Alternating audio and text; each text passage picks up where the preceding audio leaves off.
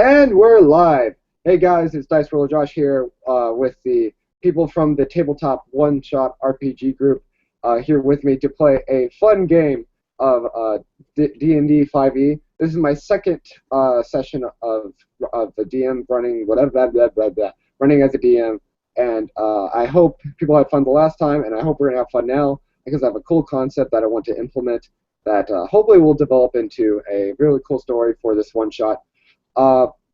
So here with me today are these lovely guys from the One Shot group, and a couple of them have, or one of them or a couple of them have some channels that they would like to input in right now. And so we're going to start off with Nelson. Go ahead and plug your channel. Yes, I'm Nelson. My channel is on YouTube, Infinite Roleplay. I also have an Infinite Roleplay Twitter and Facebook. On my channel, I do basically tabletop crafts. I make terrain and monsters for tabletop RPG gaming. I do 3D models on the computer, also 2D art revolved around fantasy and RPG games, and I just discuss rules and DM and player tips and tricks to help everyone get along. All right, very cool. If nobody else wants to plug in their channel, they can interrupt me right now. But if not, we're gonna head straight into our characters. So back to you, Nelson. Who is your character, and anything backstory, whatever you want to share.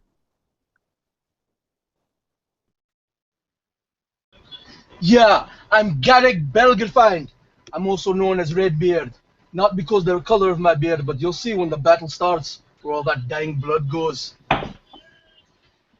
I was also a soldier in the Great Moradin's army, before, of course, entering in my professional soccerish career.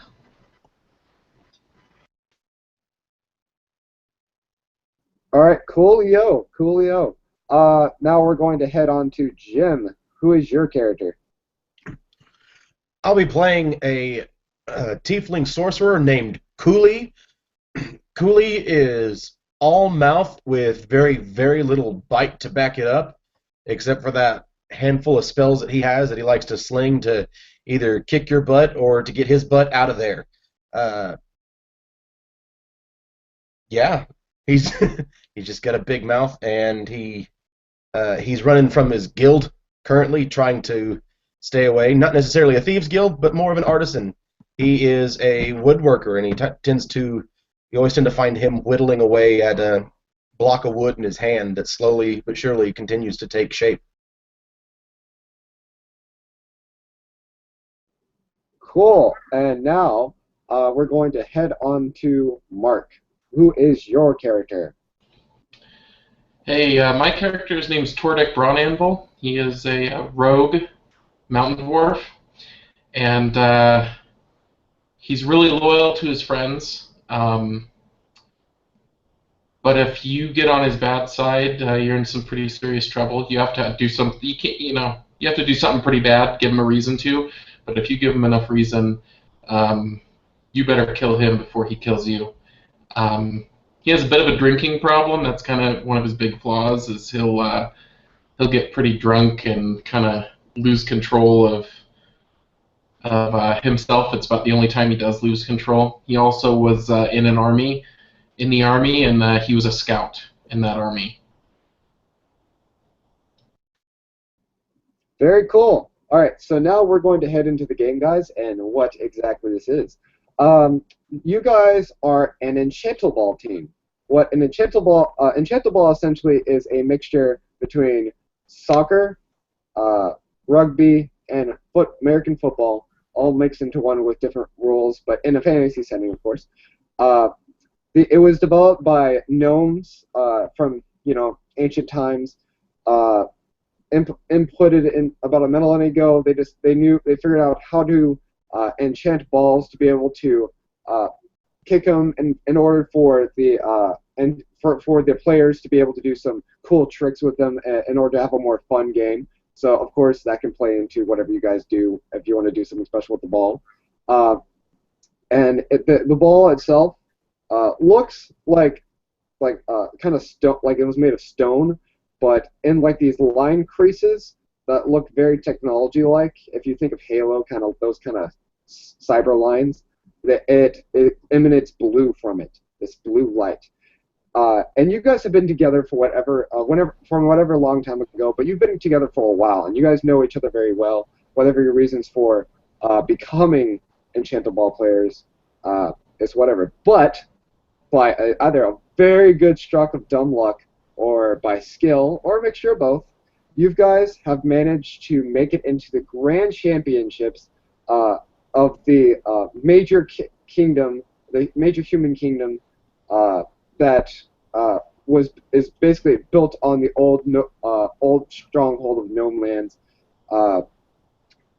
in this setting, and you're in the Grand Championship for Enchanto-Ball is kind of very much like a Olympic kind of thing where people from all over either representing themselves or representing a whole identity come and to play for glory, fame, riches, whatever have you. They have their own reasons, and whatever reason you guys have made it to see who gets on top, and you're in this big stadium. Think kind of like almost like gladiator style, except the length of a soccer field with these peasants just cheering on, rah, and all that good stuff. And as you guys are on your sidelines real fast, you guys are together, and you're signaled to come onto the field to get started. You guys come out and place yourselves, and basically I want to ask you guys now. You guys have 3 different positions. You have the goalie, who's going to be in front of these goal posts that are made of like what looks like to be mammoth tusks and some hide to as a kind of a net kind of thing. And you have the goalie there. And then you have the 2 players who can interactively switch between kind of being more defensive on one side to attacking on the other. So there's just 2 players in the middle field with a goalie. So who would want to be the goalkeeper? Oh.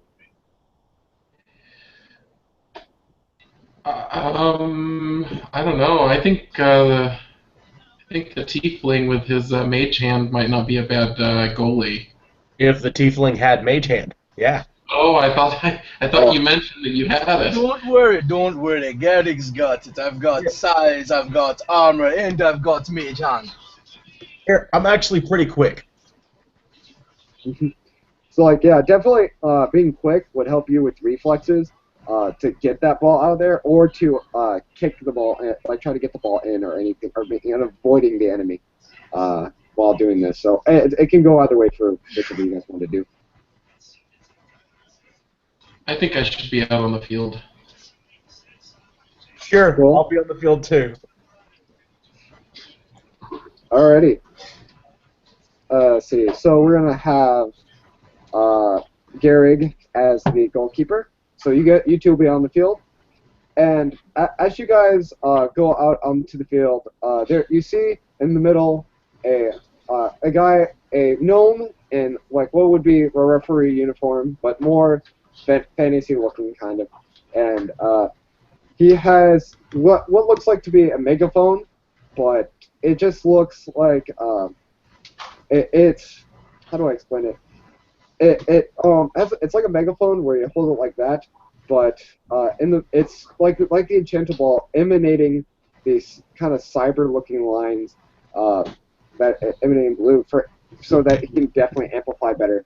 And he says, "Welcome one and all to the annual Enchanto-Ball game. Today we have our Grand Championship. On one hand, we have the Skull Bashers," and as he points over there, you see these big muscular orcs that are just kind of going onto the field into their positions, and he says, "From the rugged lands And on the other side, we have the elementals, earth, wind, and fire. And everyone goes, Chest bump, boom. Oh, you're too strong. I fall back. and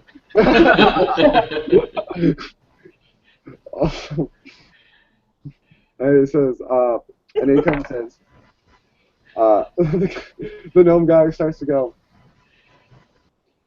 here, of course, we will start the round. Well, we'll start the game with the tossing of the ball, and each person fighting to score with whatever means necessary, besides killing.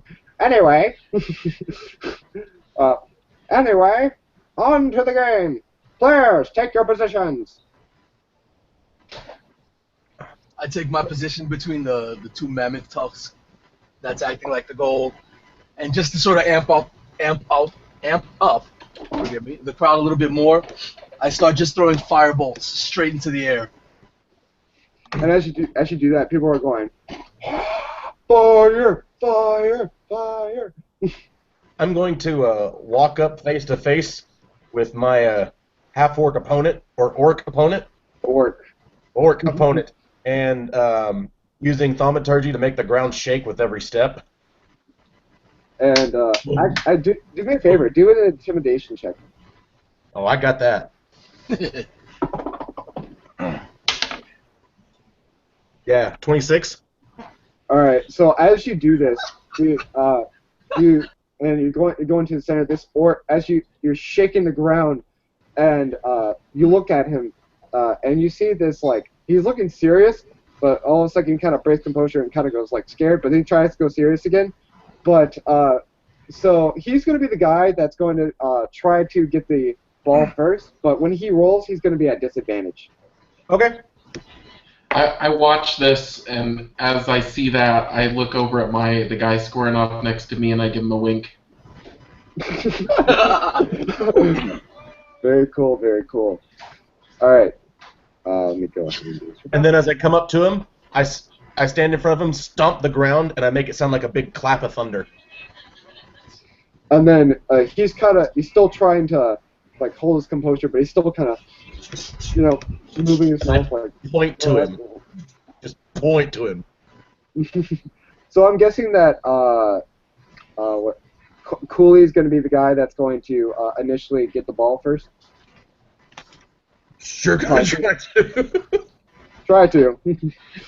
All right. So you faced off with this orc in front of you in what looks like a circle with an Enchanto-Ball, like what looks like to be painted on the ground, an Enchanto-Ball, but it's not actually Enchanto-Ball. And this gnome has this ball in his hand, and it's eminent.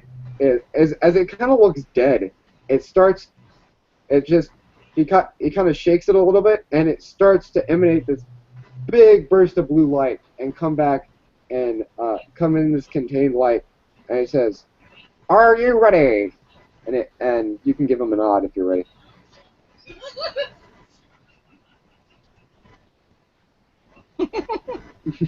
so I'm guessing you guys kind of do a little nod, and the orc's kind of like the orc that's in front of you kind of gives a shaking kind of nod. I throw my hands up in the air dangerously close to his face. Yes!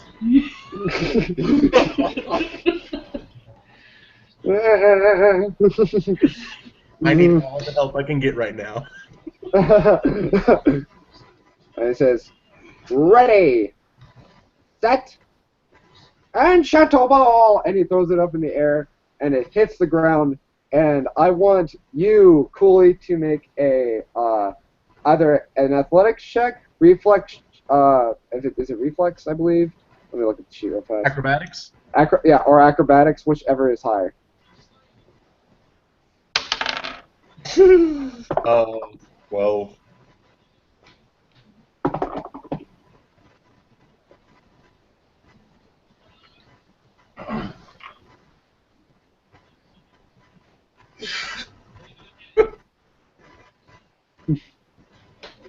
Oh, by the way, you get advantage. So if you have a poor roll, roll again. because you scared this guy pretty badly, so he's gonna not be doing too One well. higher. It's a 13. 13 Yeah. in total. Yeah. Let's see. Well, this guy Wasn't as scared as he looked. uh. So you guys basically go head to head, and as you try to kick, you kick, but the ball gets stuck in between your foot. So you're kind of in this strut of who can try to kick the ball out of each other's foot first. And now I want to make you do a strength check. Oh, this is terrible.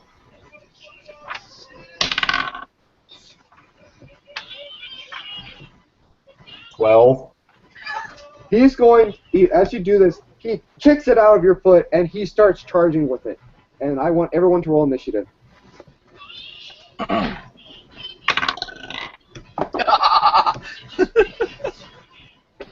13. Oh, by the way, goalie, I forgot to mention your initiative. Oh wait, no, do your initiative, but it basically won't necessarily matter unless you want to do something something bat S word crazy. Yeah. Okay. Yeah. Good. Because, 'cause like, my initiative is terrible. Because basically, anytime that a guy tries to kick, you get a save, and then then it'll be officially your turn to do something once you have the ball. All right. So it is 21. 21 for Cooley. What about for Tordic? 13. Okay, Tordic. And then it's not going to matter for Garrig. No, okay, so this orc. Yeah.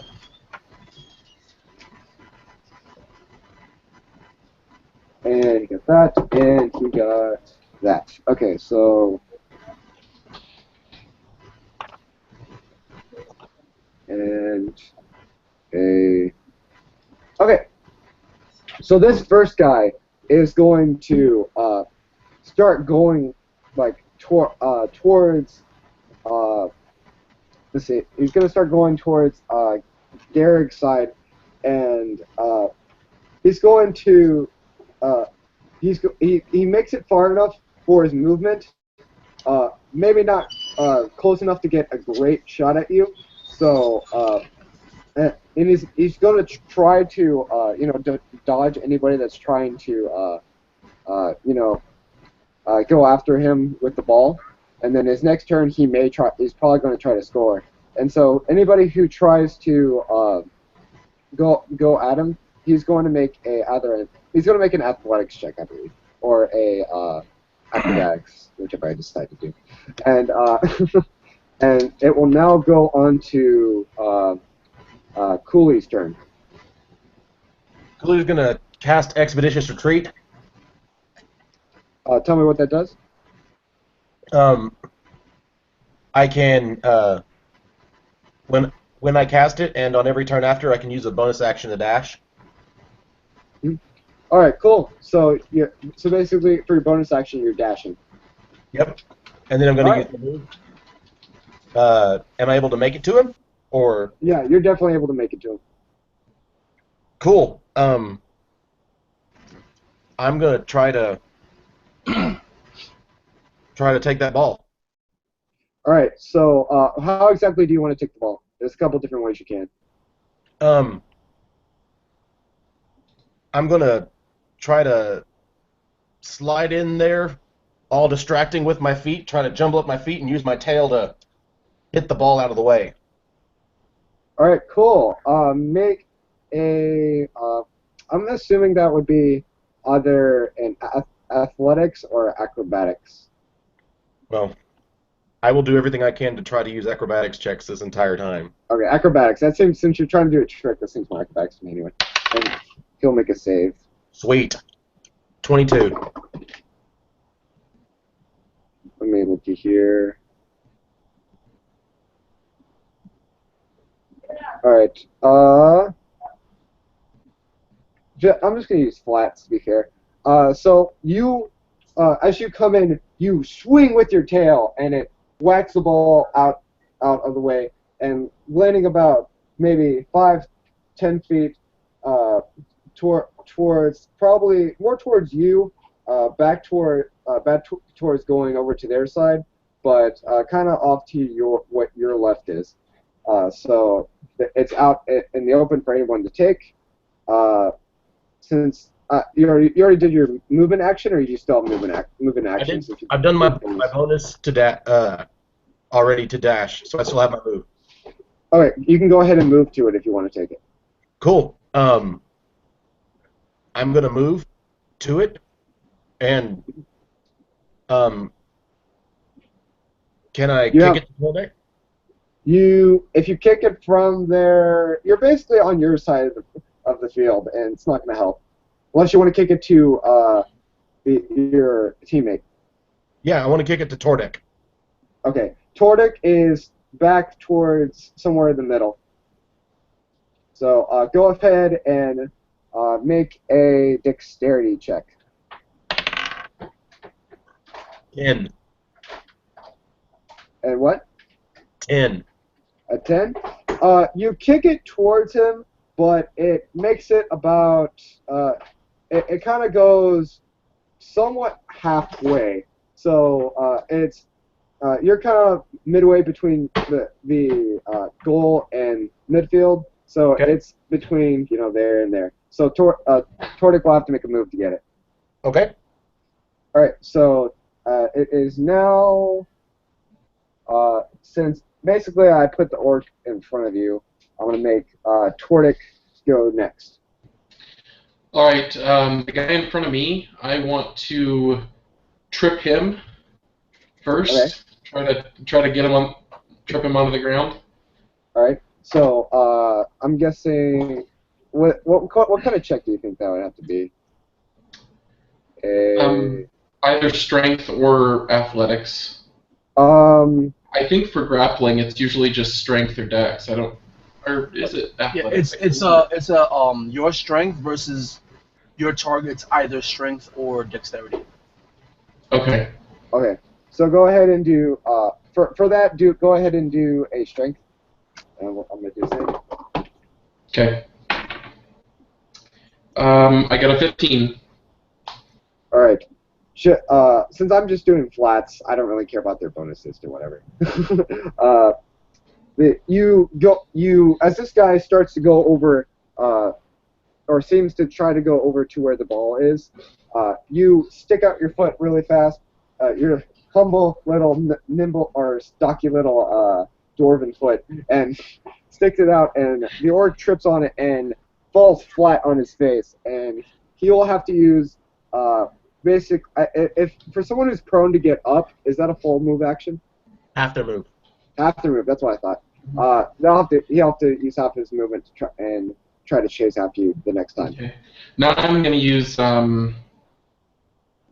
my cunning action to dash. Okay. To get over by the ball, and I think that's all I'll be able to do. I don't think I'll be able to pick it up. All right. So you are able to dash all the way over to the ball, and you can still guard it if any orc tries to come over and get it, but you're not able to kick it anywhere at the moment. Okay. So that will bring us to the tripped orc. I didn't mean to roll.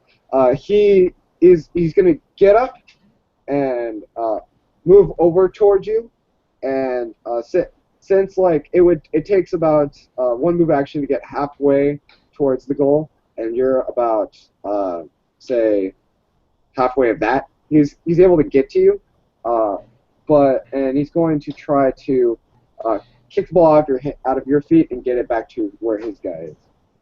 And so go ahead and make it either an athletics, dexterity, or strength check, whichever is highest.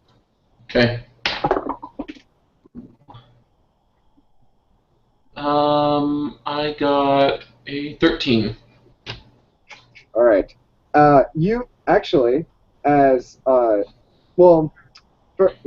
he comes over to you, and as you try to protect the ball, he goes in between, kind of slides, and kicks the ball out of your feet, and he's going to try to get it towards this guy. But he kind of kind of crookedly does it, and as it goes more towards where Cooley is instead of his actual orc friend, and so it's close enough to Cooley that if the guy tries to get to the ball, the other orc, then you can easily do something. And for the heck of it, while this is going on, what is Garrick doing? I'm gonna hold my action so that as soon as one of the orcs get within 30 feet of me, I'm gonna cast Mage Hand to swipe the ball from them. Oh, okay. So, all right, that's very very cool. Very cool. All right. Da, da, da, da, da, da. Okay. The orc goes. The orc's turn again. He's going to go. The one behind Cooley is going to go and try to get the ball, and that lends you to an attack. I'm going to say an attack of opportunity if you want to do anything to get him away from it, Cooley.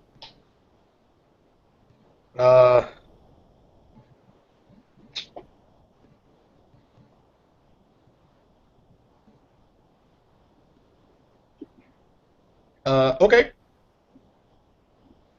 I'm going to go ahead and use Firebolt to push the ball further down the field toward their goal, away from him. All right, that can be done. So go ahead and do you have to make a roll, like an attack roll? I'm assuming. Yep. All right, cool. 27. Oh yeah, you definitely. Nice. As he comes up, you cast a firebolt, and for me, go ahead, roll a d10, and I'm using it as percentile. 1. What'd you get? A 1. All right. So as you do this, you use firebolt, and it goes about 14 feet away from you, very much towards the center. And this is now Tordic's turn, if I'm not mistaken. Okay, I'm gonna use my. Oh, did you have something else? Yeah, you said that was a reaction, not my turn. Oh, Yeah. sorry. Yeah, it's you. Sorry, it's you. Now it goes to you. Okay. Oh, I thought I would skip somebody. I was like, this isn't right. No problem. Okay. All right. I'm going to I'm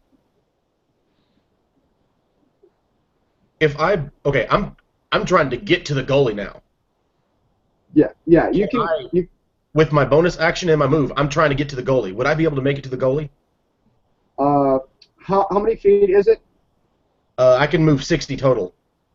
60. You're going to be able to make it about where you are in the field, which is halfway between middle and to the goal. You're going to be able to make it the same, but on their side. So you're close. And if you made a kick, you could try to make a kick, but yeah, you'll be able to make a kick, but it might be a little bit harder, slightly. Okay. Then I can pick up the ball, right? Since it's more like soccer, Okay. like in this sense, it's going to be more kicking. The football sense is the rough and guff part of it. Okay, cool. Then I'm going to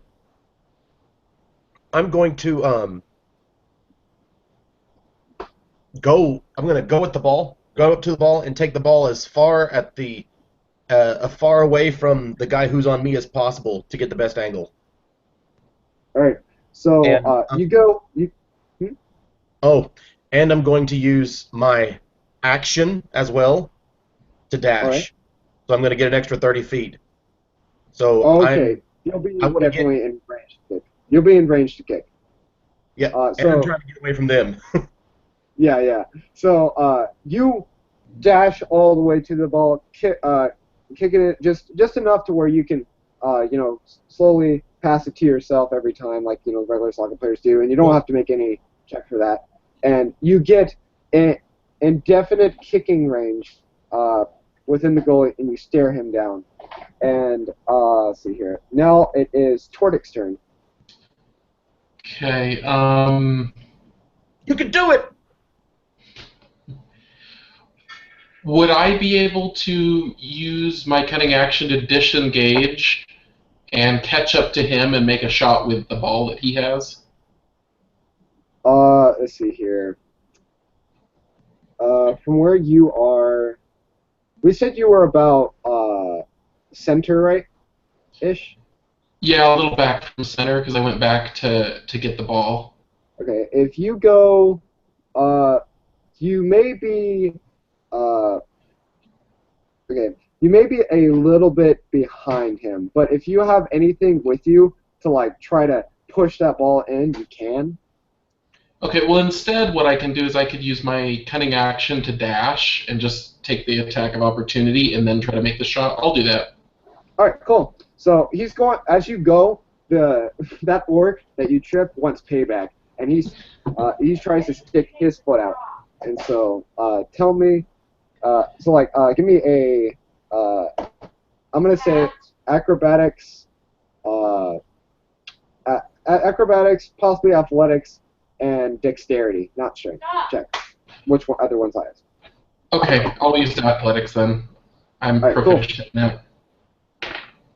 Ooh, crit. So, 20? Oh yeah. 27 total. So I got some Nice. steps.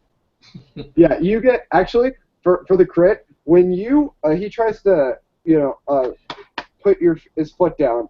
You go over him and he slides on his back and he's prone again. And you dash and you're really close to the ball. Barely not enough to kick it in, but close enough that if Cooley wants to do something with you, he can. Okay, cool. All right. Let's see here. So that brings us to that orc. He's going to take half his move action to try to get up, and he is going to not do anything else but sprint it over to where you guys are. And he doesn't make it to where you guys are, but he is about halfway between the center and their goal line.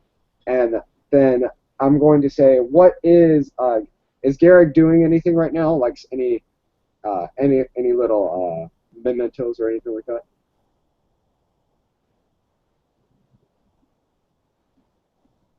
Garrick. He says bio-emergency. Oh, bio-emergency. Okay, that's okay. I might come back to him later. And you guys are right onto it, and it is going to go to the next orc's turn, and he's going to again dash the heck for it, and he's going to make a full action to dash. And he's going to make it about to where the other orc is, but still not enough to get to where you guys are. So what is Garrick doing right now as you see your teammates getting very close to score for a goal? At this point in time, I just start trying to amp up the crowd as much as possible. I'm throwing firebolts into the air, and I actually leave the goal and walk around the goal to the backside. And just 360 degrees all the way around the goal, leaving it open for a few seconds. So you do that, and you're shooting your firebolts, and they're all going fire, fire, fire on your side of the goal, and on the other side, the people are cheering and cheering on, and but it's getting louder as the closer you guys are getting to the goal. They really want you to win. No one likes orcs. Well, that's There's a good. small orc We really want to win. And let's see here. So it is going to now go to you, Cooley, since the other orc is done with his action. Got it. I'm going to move with the ball within 15 feet of the goalie, and then I'm going to leave the ball, and I'm going to charge the goalie. As I'm charging the goalie, you watch my whole body begin to flicker with lightning as it starts to move to my arms and my shoulders, down to my elbows, my hands, and I run right up to him and I'm going to hit him with Shocking Grasp. All right, that is a touch, right? And he has to make a. Oh, no, I'm thinking Pathfinder. It is touch, Mm-hmm. and it's his touch AC, correct? There is no touch AC. But Okay, sorry, Pathfinder, Batminder. what are we wearing? So it's just What armor are they wearing? That's what it comes down to. okay. So he's not wearing metal armor. That would give you extra benefit. Darn. But, he's wearing like for what all these guys are wearing. They have kind of patchwork, shorts going on, with what would be like leather armor with maybe a fur skin of a fox or wolf or whatever around their shoulders. Okay. But he's still going to feel that shock, and it's definitely going to immobile him a little bit if someone tries to kick the goal in. Cool. Does a 16 hit him? Let's see here. If I remember right, yes, a 16 does hit him. Boom. So you grasp onto him, and he's shocked. And if I remember right, does that stun them, or does that like just deal that damage? It deals damage, and he can't make reactions until the start of his next turn. Okay. Let me Nice. quickly. Let's see. Let me quickly. I'm gonna do this. If you ever do that, if anybody ever does that, he is going and Toric tries to kick it or something. He's going to make, since he doesn't technically have a official initiative, he's going to make a roll, a d20 roll, and if he makes below what your initiative is, then you basically get almost a free kick, but you still have to make a dexterity to see if you kick it in the goal. All right. Cool. So, all right. By the way, so that'll be 11 damage. that'll be 11 damage. Uh-huh. All right. You see these burly guys, and you see him like kind of go a little bit, not down, but he feels it, and he may not be able to react, but he's peering at the other guy who is close to the ball. And so with that, what is Tordic going to do? Oh, he's gonna go for a goal for sure. All right. Do Let it. me go ahead. Let me go ahead and roll. Oh, good for you that he rolled below your initiative. And so you get basically a free kick on the goal. Make me a either acrobatics or I'm gonna say dexterity because you're trying to shoot for something. So dexterity. Okay, cool. Oh yeah, 21. Oh yeah, you kick it in, and as he's shocked and he can't move, it whizzes past him, and you hear it as it goes into the goal, and everyone goes ah! Everyone cheering, and you see this kind of this billboard from like way back, and it says the Elementals on one side and the Skull Bashers on the other side, and just you see this like kind of magical fire just go and emanate and become one, and so 1-0. You guys have scored, and as you see this, you may be able to look around as the whole crowd kind of cheers, and you notice that towards near the top of where the bleachers are, the king, the king is watching this game, and he's cheering you guys on, and he's going, like the same with the crowd, very excited, and all of his audience are there too. And so this game is definitely really big right now.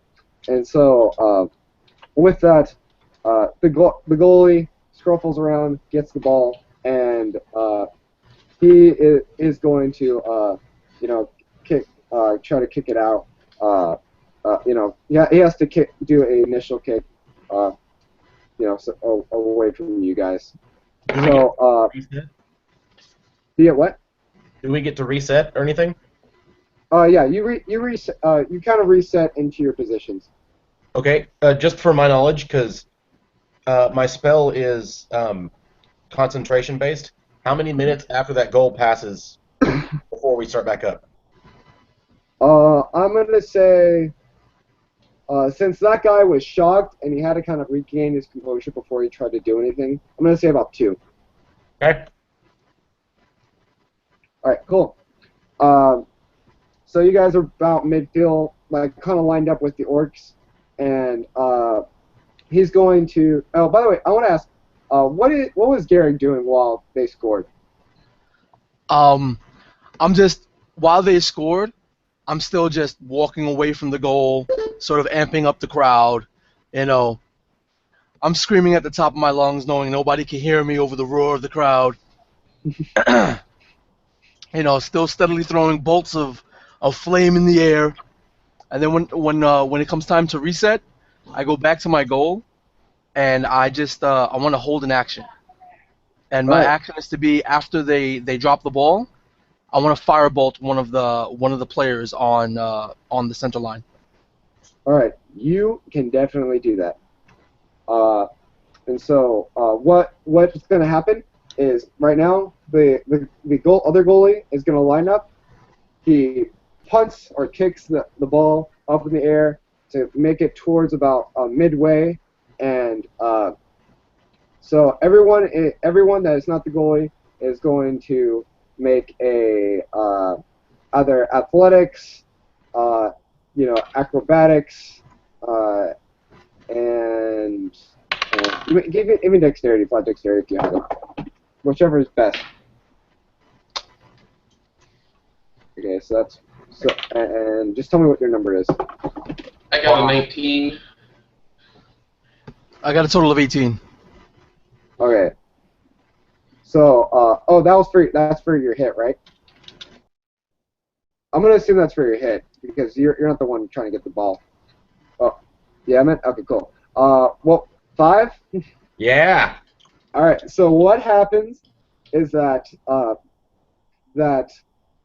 as the ball comes, you and this other you Tordic and this other orc comes at you, and you're both basically in line to get this ball, and you're kind of nudging each other back and forth, and the other orc pushes you away a little bit, Tiefling, but he's not as close as he's going to get to that ball as the other two are. And so, so I'm assuming that Garrick is aiming for the guy that's kind of in tug with Tordic, right? No. Which was the one that pushed aside one of my allies? Okay, that guy was the guy that is not going to be directly in line for the ball, but Yeah. he's close enough to that if the other guy wanted to, of course, like pass it to him or something, he'll be there. Yeah, I want to try to take him out. All right, cool. So you do this fireball as this red light emanates from your hand. You fire it, and it smacks on him from the side, and he is dropped a little bit as he skids a little bit. And he kind of gets up a little bit in pain, and you don't have to roll for damage because I'm not going to hopefully kill these guys. But he's going to start to get up once he gets his turn. But he's basically down for the count for this round and can't really get the ball right now. So as the ball comes to you guys, I want Tordic to make another the same check again. Oh, I rolled a 1. A crit 1? Yeah. This guy smacks you with his arms, and you fall to the ground and flat on your back. And he kind of bumps it with his chest and gets it towards his feet. And he's going to start going towards the goal. Not close enough to where he can make a solid shot, but if you wanted to do it, there's disadvantage. But he's going to line himself up to get into good range of a good kick. but he's not just there yet. And so that lends itself to Cooley. What do you want to do? I'm gonna run over to him, and I've decided that I've decided it's gonna be a great idea to do a shocking grasp to this guy. All right, so go ahead. You can go up to him. Touch him. Bonus action dash, running over to him. Can I make it to him in one move? Yeah, you can do it. Cool. Shocking grasp. As I'm moving again, the lightning coalesces to my arms, my hands. Boom! Both to his gut. And another 27 on him. You do that, and he kind of goes, "Argh!" And you are free to take the ball or anything. He's kind of in pain as he kind of tries to hold himself, and he's like not able to move at all. Okay. For his turn. And that would also be 14 damage. I'm not trying to kill him. I'm just trying to knock him out. Yeah. So you do 14 damage to him, but he's still kind of grabbing, holding his gut, but he's not down for the count. Okay. And then I'm going to use my move to take the ball away and start heading back down the field. You take the ball, and you're very close to back towards the center. I want to move toward Tordic while I do this. All right, cool. So, Tordic, is now your turn. You are laying on the ground. What are you going to do? Well, okay, so he just took the ball from one of the guys. Where's the other guy at? The other guy got hit by the firebolt, or the flame, whatever spell it was, and he got pushed maybe 5-ish feet towards the other goal. And he goes next, right? Yeah, and he's Okay. he's leaning down too as well. Okay, I'm gonna use my. I guess I probably don't need to use cunning action. I just wanna get up and I wanna move over towards him. And as soon as he gets up and tries to go after my companion with the ball, I'm going to try to sneakily cut the drawstring of his shorts with my dagger. Nice. Oh my gosh, nice. Okay, so you definitely get ready to do that, and that's what you're holding your action for, correct? Yep. All right, cool. So he's going to get up and with half his movement, he's able to go towards the ball and you're in range to attack now. So go ahead and try to cut this guy, and hit the world something embarrassing. All right, that's a 21.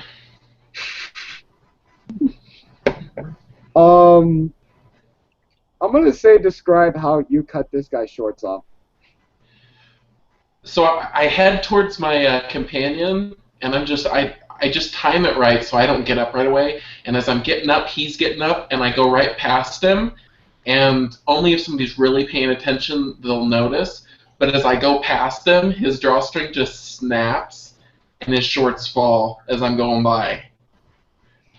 And as he notices a breeze on him, and people kind of giggling and laughing at for his package is not very presentable, and he goes and he clutches, and he's going in embarrassment. He's going to be out for one round as he tries to as he kind of calls for his guys on the sideline to throw him something to put on real fast. And so that will head on to let's see here. Well, Gary, what are you doing right now as you see his shorts? I run up my entire move to get as close as I can to where the pantless orc is. Mm-hmm. that who's embarrassed and everybody's laughing at, and I use Mage Hand to yank the drawers into my hand, and I'm just raising my arm up with his drawers for the crowd, and just with my other hand, pumping it up, trying to make the laughter louder. And as you bring it up to your hand, and you're kind of going like this in your hands, and like you said, pumping it up, doing that, and people start rolling with laughter. And you see, if you look up high enough, you see the king and the queen kind of snicker as this is going on. And so with the first orc enabled by your shock for this round, and that will lead us to Cooley. What is he doing? Got it. Cooley's going to take the ball. Let's see, I'm about the half line, right? Yeah, you got right about there, so very close. Cool. I'm going to move it back to within about oh gosh. I'm going to just move. So a bonus action. I'm going to run with it. Move action. Run with it again. So I've moved about 60 feet. I'm centering right up in front of the goal, and I'm going to spend my action to dodge with the ball. To dodge with the ball? Yep. I'm trying to basically hold on to the ball to set up the same thing we did last shot. Oh, okay. So just a set up. So if anybody tries to go towards you, you're going to like get out of the way. Is that what you're trying to say, or fancy footwork to get it out of the way? Okay. Let's see here. So you do that. You get in line. And now with all this going on, we move on to Tordic. What are you doing? Can I get, would I be able to go towards the opposing team's goalie and tackle him to open up a shot? See, being halfway, you're going to have to dash. Well, I can use my cunning action to dash and still have an action. You can do that. Okay, that's what I'm going to do. All right, cool. And you're going to try to tackle him? Yes, try to open up a shot. All right. So, or push him away, or kind of like get him to the ground. What are you trying to do? Oh man, I'm gonna go full speed, and I'm just gonna like a dwarf missile. All right. So I'm guessing he's gonna have to make a strength check, correct? Sure. Okay.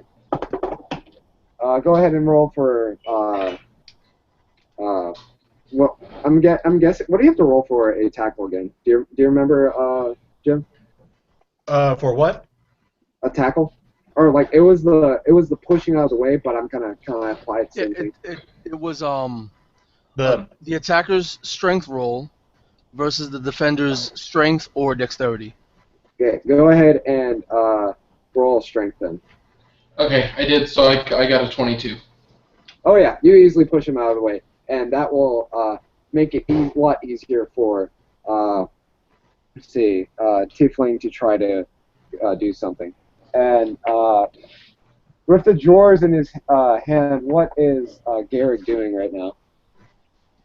I'm gonna get as close to the sidelines as I possibly can, and then using Mage Hand, masked with a little faux throw, going to throw the drawers into the audience.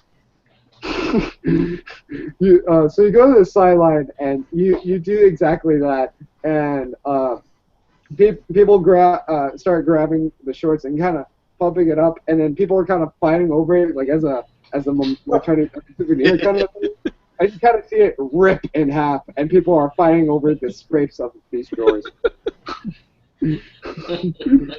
Nice. All right, this will get it on to the first orc, and that orc will, after being shocked and kind of kneeling one a little bit, he's going to get up and start going towards, dashing towards you guys over towards the goal. But since you guys dashed, He's getting really close to Typhling, I think, since you decided to go there. But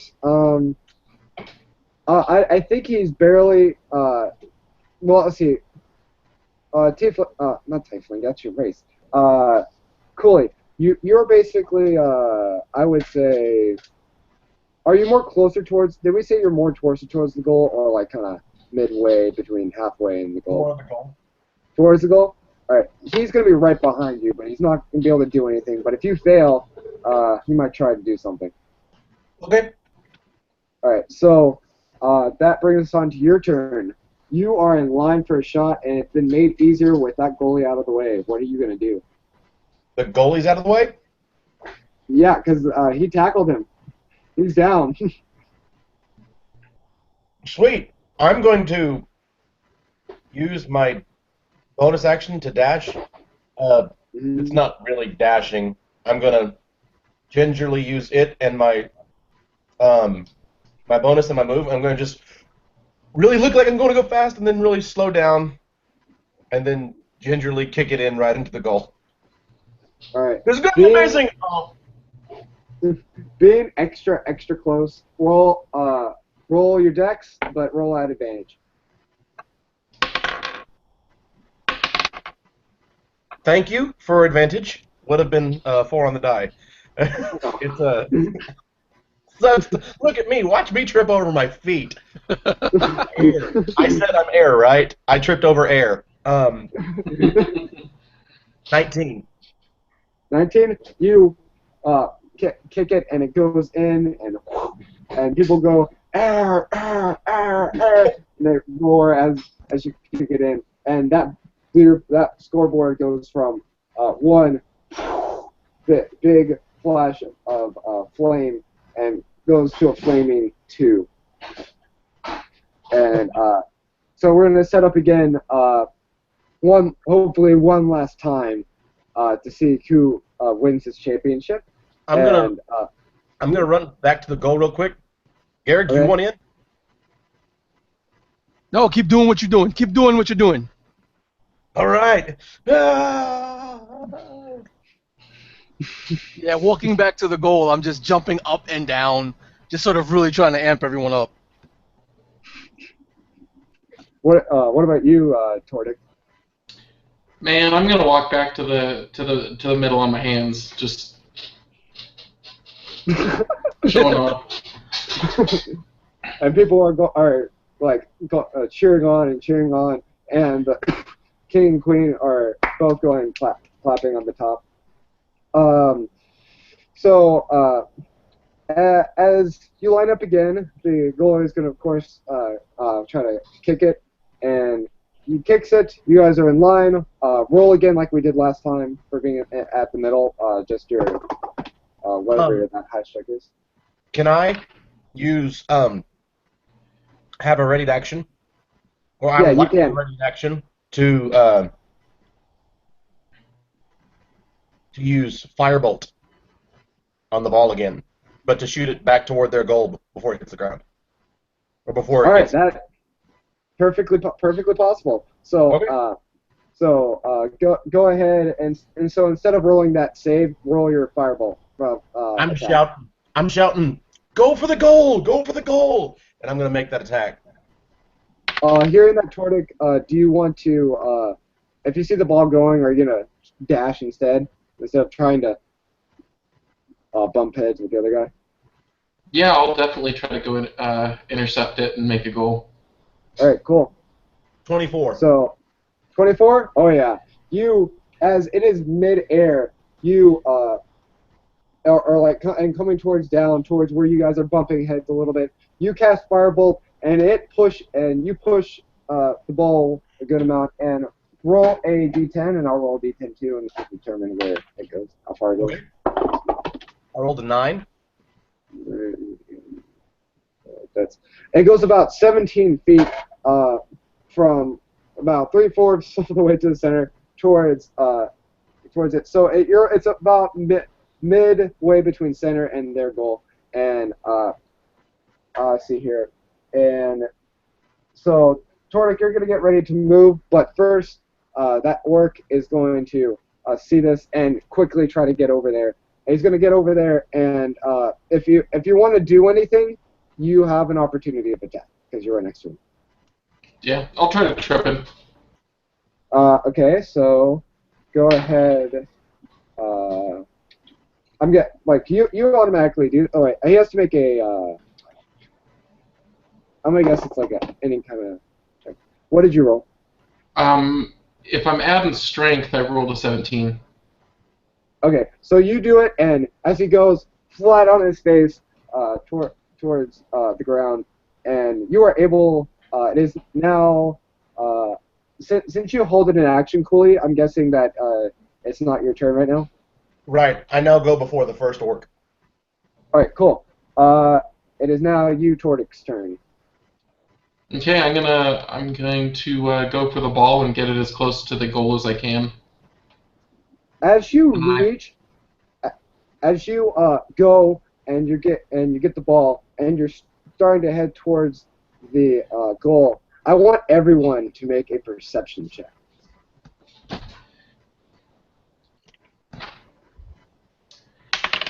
A non-natural 20. Non-natural 20. I got a 22 altogether. Your guy is oblivious, isn't he? Oh yeah. Oh yeah. All right, so Good, but watching stuff happen, he misses a whole lot. all right, so as you start going towards the goal, you hear, or you kind of look from the glint of your eye, maybe quickly see towards where the king is, maybe to be like kind of wink at him or something. But as you do that, and you kind of see people giving glances up there, you see this darker figure towards where they're up there start to go behind them with a dagger, and he's about to go down at the king, but he's not there yet. Would you like to do anything? About how far is the king? He's about, I would say, bleacher-wise, 60 to 80 feet up, from above on the bleachers. But if you try to do something, and you try to do something, I think with a spell you can do something for sure, because I know certain spells can go that range. But with a, let me think here. If you try to throw something up there, it'll be at disadvantage, or kick something up there. So the spell I want to do doesn't have range. But yeah, you Tordic, you can do something, and then Garrick, you can do something because it's since Garrick, you don't have an initial initiative. Okay. All right, so go ahead. Oh, I was just gonna, if I can change direction and make sure I'm within 60 feet, I'm gonna whip out my dagger and I'm gonna throw it at the guy. All right, go ahead and do that. I guess that'll be at disadvantage because that'll be. Yeah, that'd be really far, and hopefully not so badly that it kills somebody. Okay, I got a 10. All right, as you throw, it doesn't make it, and as it cuts the hair of somebody that was about to get not so pleasant a pleasant day ruined for them, chips a little bit of their hair and digs into the whatchamacallit, bleachers. These are wooden bleachers, by the way. And so this you can do something too, Garrick. I'm gonna move up from the goalpost and cast firebolt at the figure. All right, go ahead and so I think like the firebolt has a range, a pretty long range, right? Yeah, firebolt has 120. I wanted to do mage hand, but that only has 30. Yeah, go ahead and roll. 22 total. Oh yeah. So you cast it, and as he's starting to come down at the king, who doesn't know that he's there, you cast firebolt and hit him square on. Roll damage, please. All right. 2. So he kind of you hit him, and he scooch backs enough. But I'm gonna roll percentage real fast. Okay, wait. I'm gonna just determine. Okay, so the first part and next. Okay. All right. So as he goes back, his back goes towards the end of the bleachers, and he almost falls, but he doesn't. But his dagger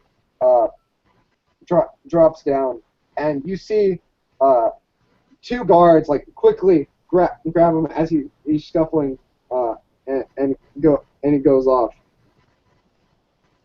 And the gnome says, "Keep calm, everybody. Keep calm." As people are starting to kind of be a little bit scared and scuffle a little bit. Keep calm, everybody. Keep calm. Everything will be okay. Everything is okay.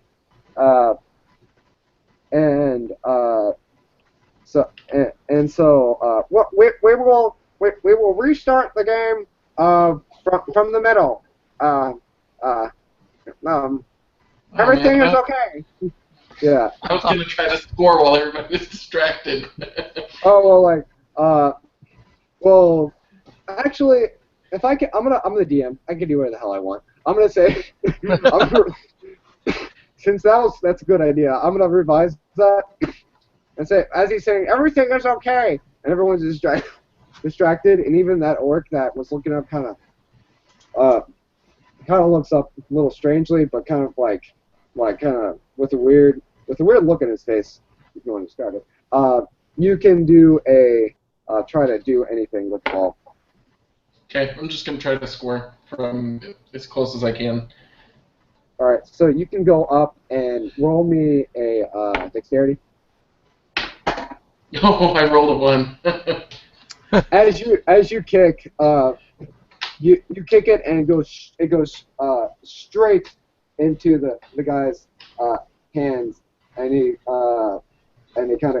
just and he's like, and then he starts to go and kick it as everyone's still kind of going, what the hell is going on? I'm like, oh, what, the king almost got assassinated, everything, and the guy's still going, everything is okay. And he kicks it out, and it's gonna go about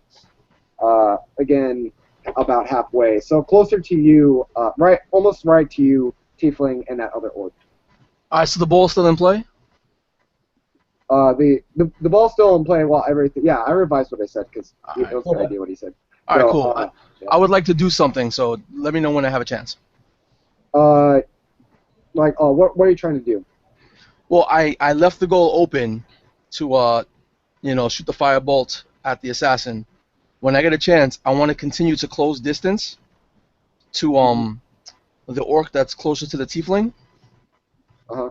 All right, that's closer to Cooley. Mm-hmm. And I'm going to use my bonus action to summon my bonded weapon and then just sort of stare right into the orc's face. Oh, so an intimidation. And smile. Right as the ball comes towards, I want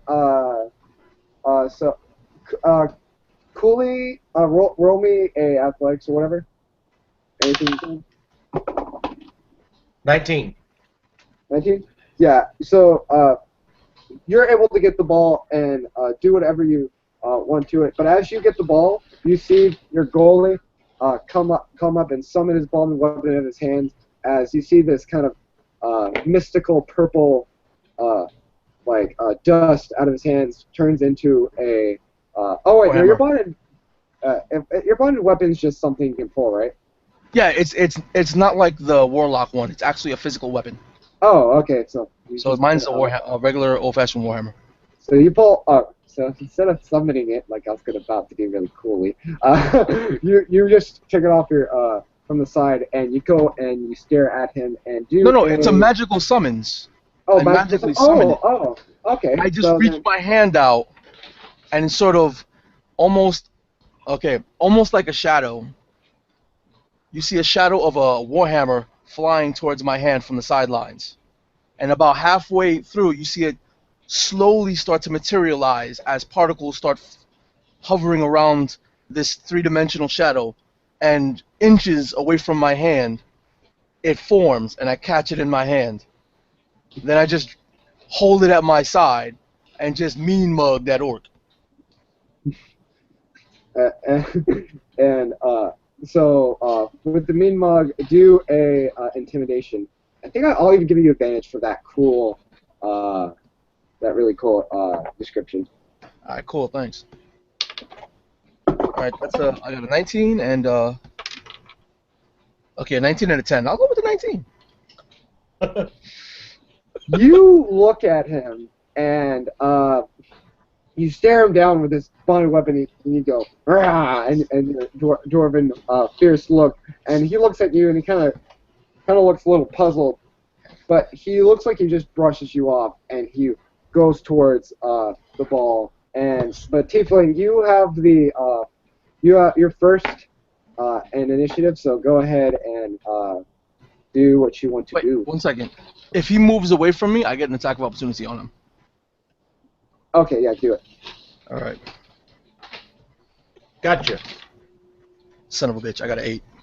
You don't mean if I'm You away from swing at him, probably towards Charlie's legs, but you miss, and he keeps going towards the ball. But so why don't you call you Tiefling? It's Cooley.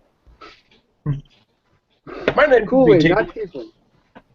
Tiefling. My name is Yeah. Tiefling. I'm a halfling, though. Come on. All right, so All right, cool. I'm gonna move. I'm gonna move, and if I double move, how far am I gonna be able to make it? If you double move, you're going to, since you're at center, you're going to be in kicking range. I'm gonna be able to what? You're in kicking range. Like shooting for a goal. Okay. I'm gonna go a little bit further, a little bit closer to the goal, Mm-hmm. and I'm gonna move up the rest of the way, right in front of the goalie, just moving All right. right up to him without the ball. I'm gonna leave it behind me again. All right. You don't have advantage this time since the goalie is up, but you definitely can roll to kick in. Let's see. Let's make a save for the. He'll make a save. Oh, I'm leaving the ball behind me. I'm running up to the goalie with my hands ready. Oh, okay. Okay, hands ready. So go ahead and do your shock. Roll for it. 20. Not nat. 20? Okay, but in general, you come up to him and you shock him and he goes, "Not again!" How much damage?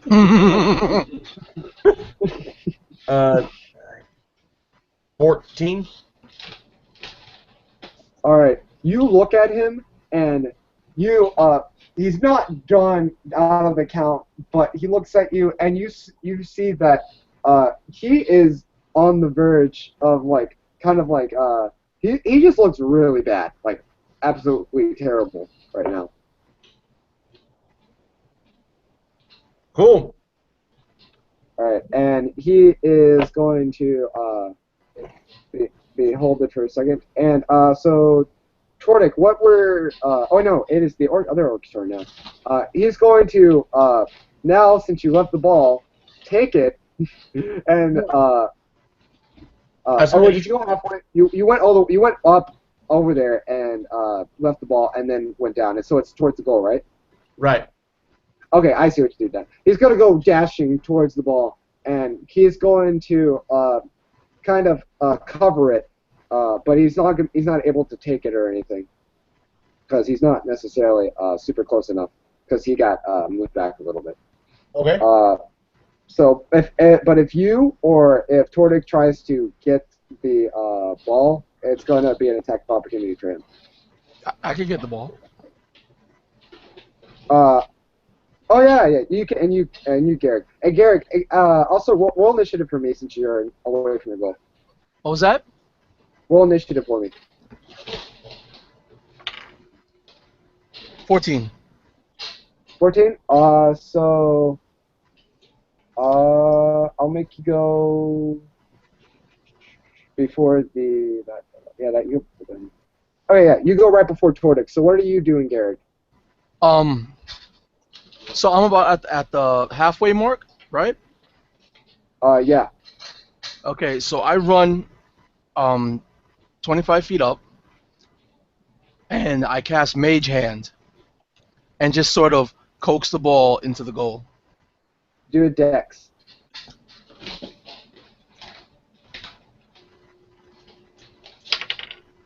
Ten. As you push it, you see that it goes, it gets closer, but like you push it and it may be on the very edge. If someone would just tap it, it would be scored, but not enough to get in. All right. Go! All right, Tordic, your turn. Man, I'm just gonna run all out and try to give it that tap, just as fast as my short little legs can carry me. Because I think I can do. I should be able to do like use my cunning action to do dash, and then use my other action to do another move. So I should be able to move at least 75 feet if I need to, right? Well, you can move without using an action. You can move 50 and still get your regular action. Yeah. So you're gonna Okay. be able to get in range of it. But as you are you gonna get like try to get the tap into it? Yeah. All right. As you do that, you see the other orc kind of come in your way and try to bash you out and get you down. So go ahead and make it's your strength check, right? Okay. Yeah. So I think Well, it's his choice. Okay. No. If the orc is the attacker, it's the defender's option to choose either strength or dex. strength or dex. Okay. Okay. All right. I got a 19. All right. As he tries to swing, you go right past him, and you're able to make the tap just in case you get a critical one roll. No, I rolled a 17. Okay, you tap it, it goes in, and as everyone is still trying to gather themselves, as they start to kind of calm down, and they're a little bit more hushed, but then they see all this go, and they get kicked in, and they see a burst of the whole billboard, and it says, "The Elementals win."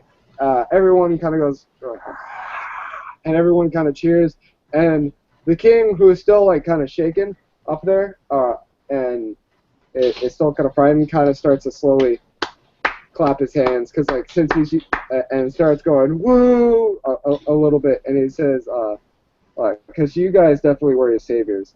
And so later on, let's just skip ahead a little bit. Well, what do you guys do when you once you just win with this tap? I want to hear what you guys do. Just as he gets to the ball and taps it in, like knowing that he's about to tap it in, right before he touches it, I sort of turn around, and just as the ball is eaching in, I do the thunderclap, which is like a little dance, for those of you who know. And then as soon as the crowd starts roaring, I start doing a Tootsie Roll.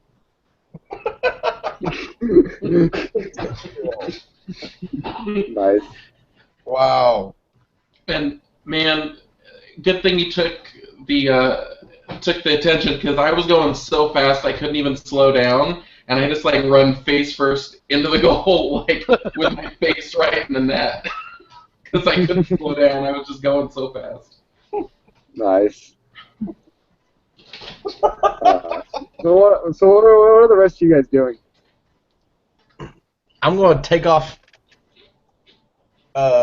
running full speed, and while he's doing the Tootsie Roll, I want to knee slide right in front of him and pull off my shirt, cheering like crazy.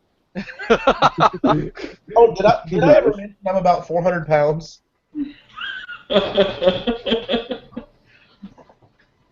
I'm not the most athletic of tieflings ever. I'm a tubber, okay? Straight up, tubber. I'm just trying to like untangle myself from the goalie net while this is going on. Fat tiefling, dwarf doing the Tootsie Roll, and another one stuck in the net. We are Nice. heroes if there ever were any.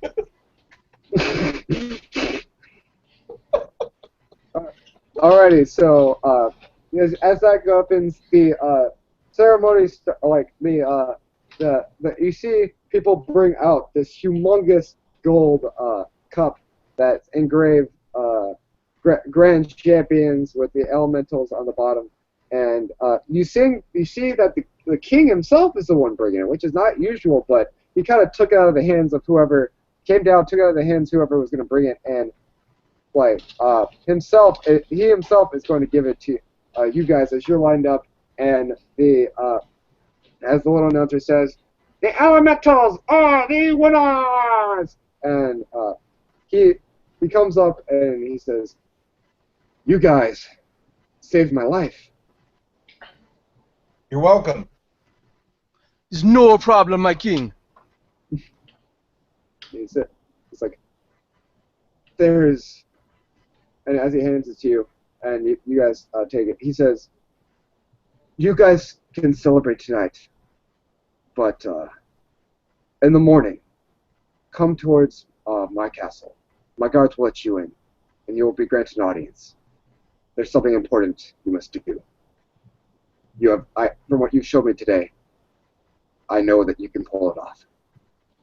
Yeah, I kiss the trophy, and then sort of not very loudly, but possibly enough for at least my allies to hear, the rest of the elementals.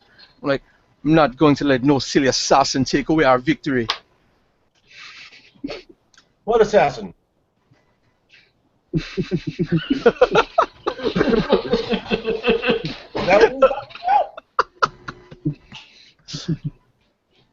Did I miss something again? Oh. Don't worry, as long as you didn't miss those goals, we're good. Oh, okay. You know, I was a little surprised by that too, but hey.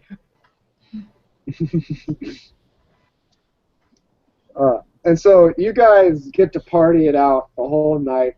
Whatever you want, like chicks, gold, like booze, especially booze since you guys are dwarves. Two of the three of you. and you're living it up that whole night. Like, you can describe what that night just feels like and looks like. First of all, my favorite part of being in a group with a bunch of dwarves, and I'm not the only one, is I enjoy drinking too. And so if they continue to drink tons, I'm going to be right there toe-to-toe with them.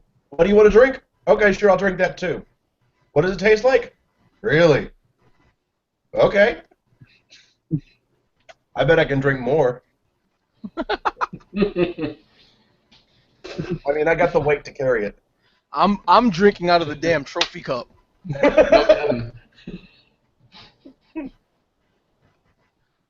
That's how we taking shots out of that trophy cup.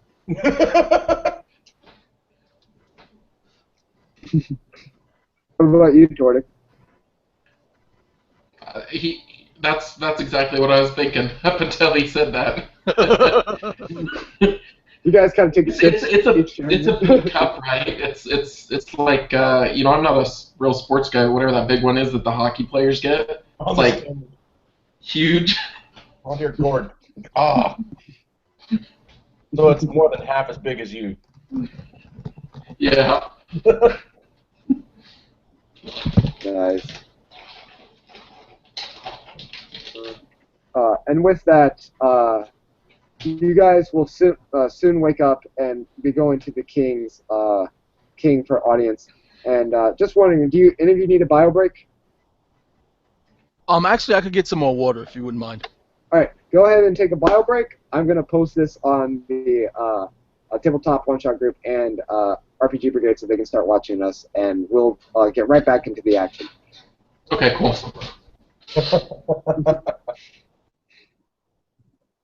All right, I'm probably gonna get something to drink myself. So how'd you guys like that Enchanto-Ball game for the initial?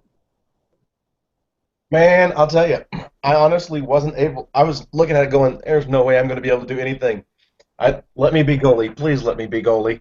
Because at least if I'm goalie, I can have just ready actions to shoot the ball out of the way or just to, like, or use gust of wind to make it so that the wind is just blowing straight at him the whole time when he tries to kick the ball. I can do this. Okay, he's going to take goalie? Okay, sure. I have a 7 strength, just so you know. I need to be the guy trying to kick the ball, of course. Well, definitely like your spells and plus your dexterous stuff like helped you a lot. Oh, gosh. That's the... I mean, I'm not trained in anything that's not charisma or wisdom, but, I mean, Dex is one of my higher scores, and that was all the help that I got the whole time. You're like, make a Dex save. I'm like, oh, thank you. Thank you so much. Don't say strength. -2. Oh, this hurts. If like I would say if it was something like you guys are fighting between the ball, it would be a strength. But then if like you're trying to sneak the ball out of him, then it would be more of a dex because you're trying to aim for the ball and be a little bit more acrobatic kind of with it. Right. That's how I interpret it. I had to make a choice because, I mean, not being able to concentrate on 2 spells at once, I'm over here holding on to my expeditious retreat, going, okay, I really want this jump right now too, because granted, I can't jump very far in the first place, but if I turn on jump, my max distance forward that I can leap is 3 times my strength bonus, my strength score, excuse me. So it's a 21-foot jump. I'm like, okay, cool. And it's the same multiplier for jumping up. All right, so I'm going to jump up and no, okay, I've already got expeditious retreat on. If I turn on jump, I lose it. Okay. Keeping it on. Let's go. Oh, wait, he's a rogue. We're going. Everybody run. Nice. Oh, it was awesome. I'm just going, okay, and I'm going to go forward, and I'm going to pass it to you. I'm already ahead of him. Let's play. Yeah, you guys were barely ahead of that one orc that was right behind you. He would have probably done some nasty if you didn't get it in. I had it on lock.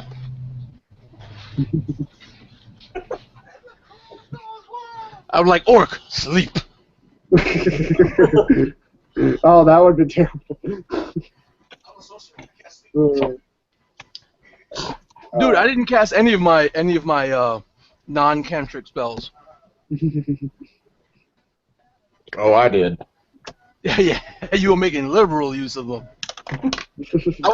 I was gonna do something ridiculous, but it would have taken like the suspense and the hype out of it, which is just cast web at the goal and walk away. Good luck. I would have to make some sort of save for it to not break if it kicked in. But you know, that would have made it not as awesome. Yeah. Let's see here. So, seeing that about everybody's back, you are kind of hanged over at your inn or whatnot, wherever you were staying, and you really feel it. So, describe like the aftermath of all this partying that you guys were doing.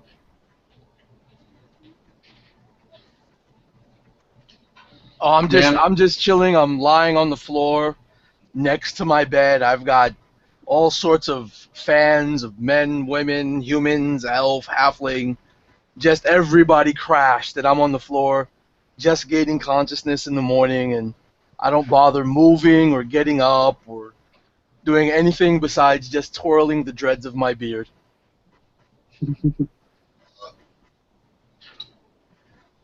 That was a good night. I wake up and my top half is under the bed. My feet are sticking out. I tried crawling into bed, but I just couldn't make it up. So I just stuck my head under there. I fell asleep out on the balcony. I'm not even in one of the chairs. I'm on the floor. There's very telling sign of vomit down below. Stayed outside from vomiting. Probably vomited so hard that I passed out right where I was. I'm still out cold outside. For you, Cooley, the barmaid comes from the night, and she goes, ugh, kind of says, and looks at you, and kind of with a like thinking that you're dead, kind of like gets her mop that she was gonna take, and when she came back to clean it, and kind of pokes you with the stick of the mop. Hey, how are you? Right over She's this disgusting look, like, oh. And then I look kinda back like over at her, wipe it off my mouth. How are you doing? You might be a champion Enchanto-Ball, but no. Really? And yeah, well, yeah, because like she's not so impressed by you guys after seeing you party, and she starts cleaning up. Fine.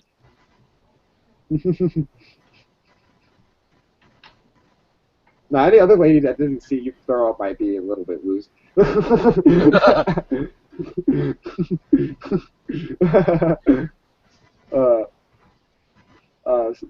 So, But he's a tiefling. He looks really good doing it. If somebody tries to come get me, I'll just like you'll see my hand like stick out from under the bed next to my waist. So, like this, yes, this it's still nap time. It's a good party. It's nap time. Just kind of wave my hand at them to go away. Cool. Well, I'll get up, find some pants. Hopefully they're mine to put on.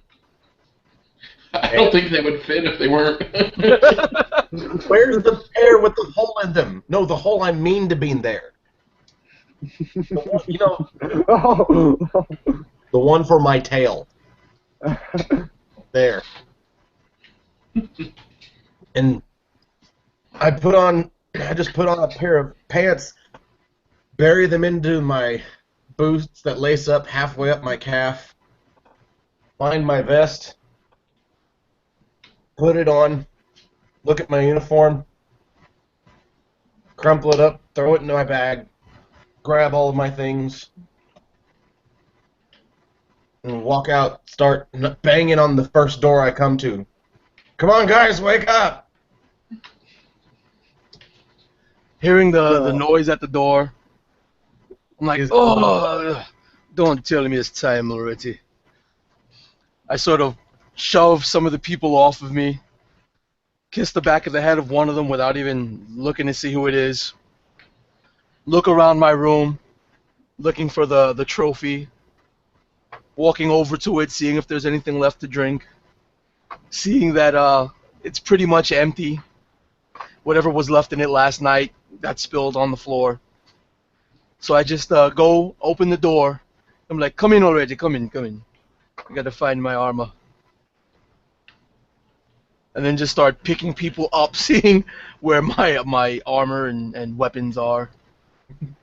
I see that it's going to be an ordeal to get your stuff and get it together. And so I look at you and go, "Where's Tordik? Which room is he in?" I don't remember. I just start yelling, Tordik! Tordik! Where are ya? I just start shaking random people and waking them up. You hear a bunch of banging from one of the rooms, just clattering, and I come stumbling out in the hall, dragging my backpack. And I've got like a helmet on sideways. You can see on one of my like sides of my face, you can see like the imprint of wood from me slipping on the floor, kind of like that head, you know, you get from a pillow, but it's just a grain of wood in my face. Yeah, but is it time to go now? Yes. Uh, yeah, vomit clock says it's time to go. Oh, jeez. My name isn't Jeez. How many times do I have to tell you this? You Tordic. Me Cooley. Not Jeez. Why does he think Yeah. I'm Jeez? Yes. Did you bring me something to drink? Never mind. No, I don't want something to drink. I had enough. Where is that sweet honey? I'm sure she's got some more water somewhere. And I just turn around and I stumble, dragging my feet down the stairs to get back to the bar. Nice. Yeah, after a few minutes of looking and getting myself together, getting dressed, and putting my armor back on, situating my shield and my various assortment of weapons and my backpack, I leave grasping the cup of our imminent victory, and I go downstairs to where the tavern people are and the tavern keeper, and I just walk up to whoever that is and be like, "So, my love, just keep this safe for us. We're off to see the king, you know." And she's like, the king? Yeah, the king. You know the king, the old guy with the beard. Yes, I know the king, but what? I guess you did save his life, from what I've heard. What's astonishing? Who would want to kill the king? He's such a great ruler. I don't know. Maybe he'll tell us when we go meet him. Well, there are maybe some thoughts. There have been some troubles from the people from the rugged lands, like those orcs are. You know what? I tell you what.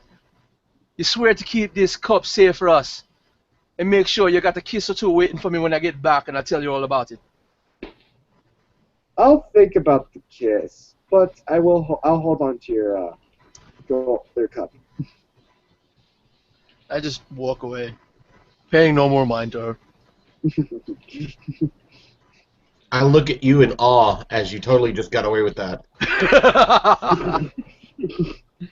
And I'm thinking, why doesn't that work for me? And I just get off the bar stool and follow you out the door. As they're leaving, I come dragging my backpack down the stairs, clattering and banging. There's like weapons hanging from it. And I get to the bottom, try to get the thing on, and I just like stumble over because I'm still, I can't hardly stand up. And I sigh, and I just like lay down on top of it and strap it on and roll over and kind of like barely get up and stumble out the door after him. As we're walking, I want to basically half cast my shocking grasp, and as I do that, I start moving my arms or my hands along my arms and along the front of my vest and down my legs, using the sparks that it's creating to kill any grime that I've got on me. So we are going to see the king, so I'm like, oh no. So there's this faint smell of ozone around me now, as the little shocks are cleaning off all the little dirty spots and puke that are left on my vest. Nice. Sweet. I'm with you guys looking a little battered and whatnot, and a little like you were at a party. You guys go up towards the main castle in the center of the whole city. It is easy to spot this castle because it is towering over everything. This is the king of a major kingdom that you guys saved, and so you see this towering middle castle, and you guys head towards the gates, and you see the guards, and they kind of look at you, and they're like, they have a shocked face, and they know who it is, and it says, quickly, come in, the king wants to see you. and they take up the gates, and you guys are within the courtyard, and the main hall to where the king's court is just right in front of you, with another set of guards there. And is there anything you want to do before you go and have audience with the king? Yeah. As the first guards are going hurry hurry and raising the gates, when we walk past them, I just raise my hand up to give him a high five. And he kind of goes, yeah! I'm like, I got a yeah. high five! I got a high five!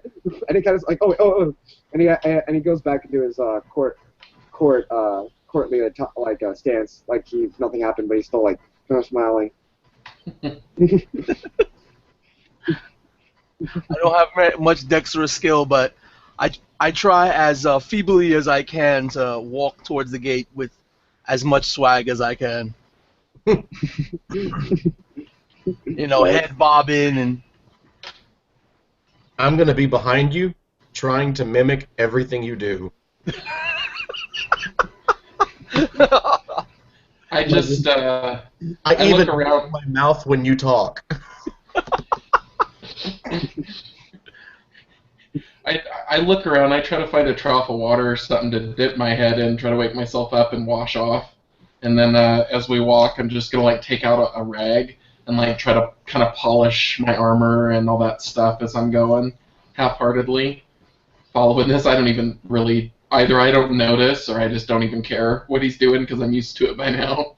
To what Cooley's doing. Seeing Tordik sort of hurriedly put himself together, I half-heartedly sniff my armpits like.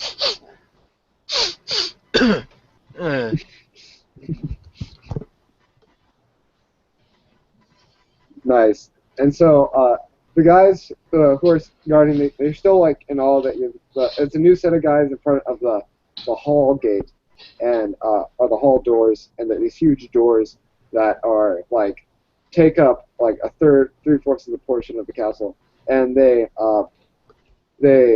kind of knock on the door, and you start seeing them come in, and you as you guys look, you see this long red carpet go straight up towards this golden, very exquisite throne with a king sitting such as I am right now, kind of going through his beard, and with a very ornate crown, and you see pillars all on the sides, and stained glass windows with its colors seeping in, and illuminating the ground with these different colors, and it just looks very, very dang, this kingdom has a lot of money, kind of thing.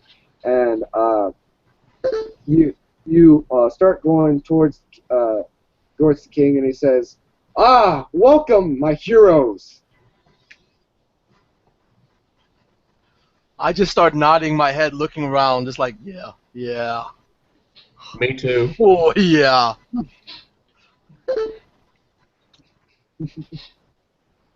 Almost ignoring the king as he says, "Welcome, my heroes." Yeah. And as you were saying, yeah, and he's talking at the same time. He says, "Come in front. There is something important, an important task I must lay hands onto you." And so I'm guessing you guys are going to kind of be have a stance of whatever you want in front of the king's throne. Yeah, I stand at attention, like I would have when I was in the military. I walk up beside him, look at him standing at attention, put both hands in my pockets, and just kind of stand there looking at him. I assume the appropriate stance requisite of dealing with the king as well. Can I stand between the two dwarves? Oh yeah, you can definitely do that. That's great. So short dude's tall dude. And he kind of stands up and he says, "You are not just Enchanto-Ball players. You are heroes. You have done a great service for this kingdom and to me saving my life, and I owe you more than ever anything. But there is something that must be done. No.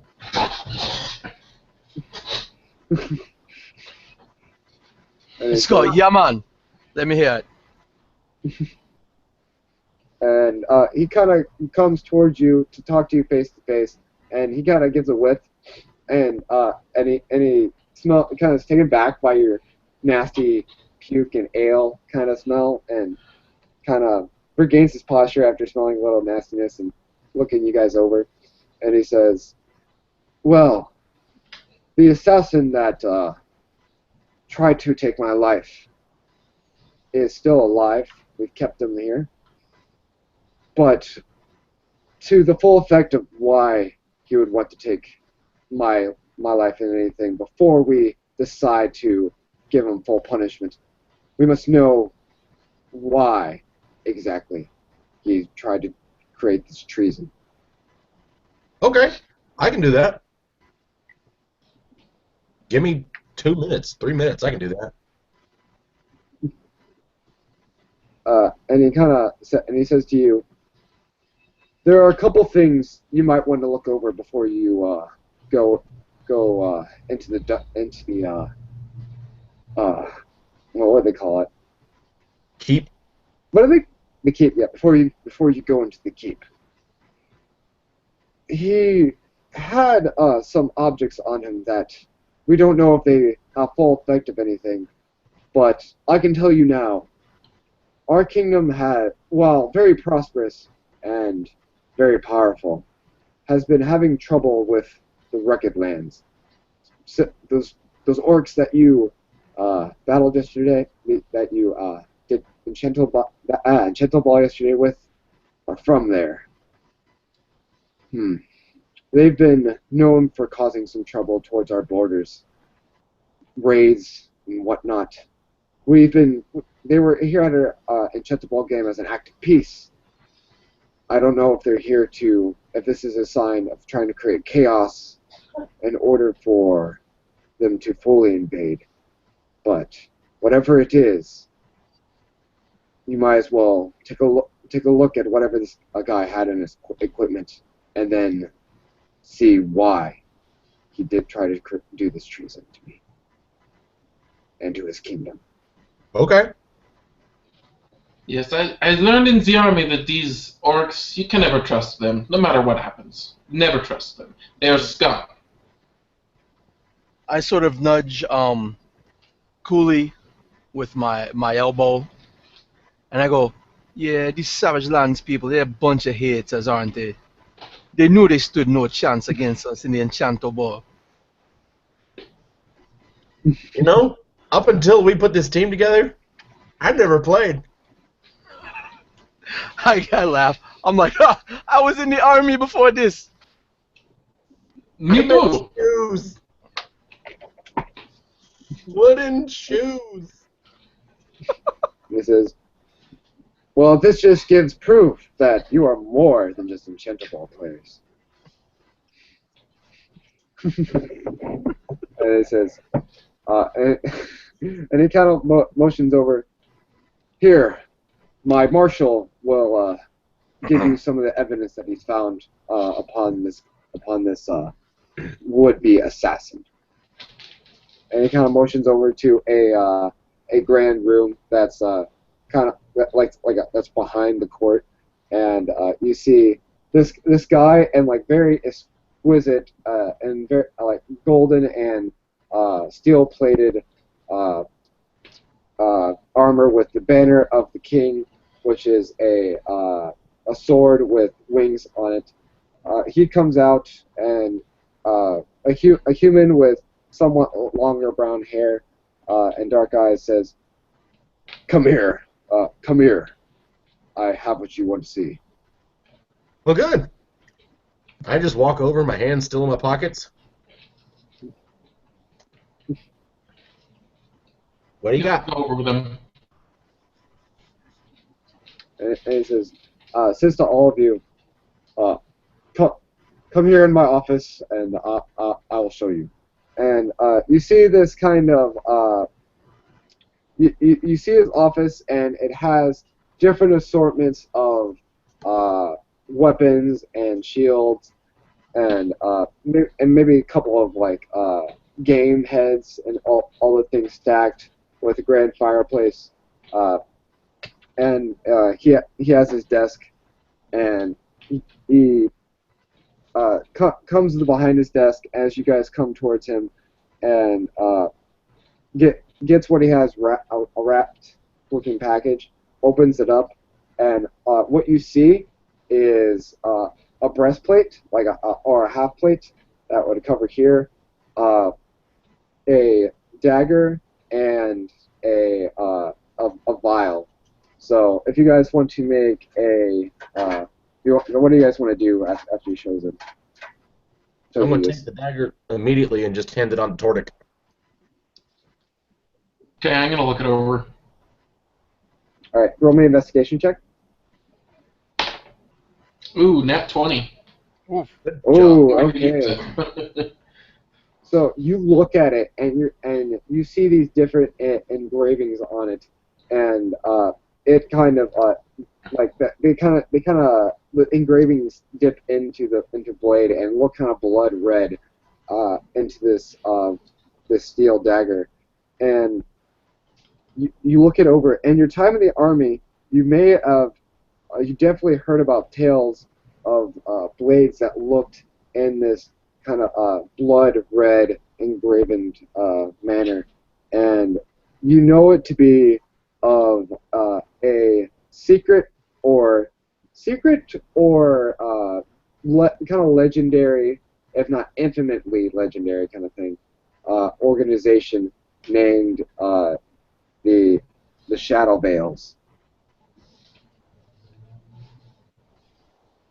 And from what you know of the Shadow, people believe the Shadow Veils were or are, or people don't know if they're still around anymore, but that they were a kind of assassin spy-like organization that served to really only like if anybody paid them enough, they would do the tasks for them. But then some members kind of possibly splintered off and used their identity for more darker purposes. What those darker purposes were, no one really knows. Yes, this is a weapon of a professional. I know. This is no normal assassin. There's something darker at work here. Abnormal assassins. And I share that information with him. Oh, so I reach in. So this is probably poison? Make an investigation check.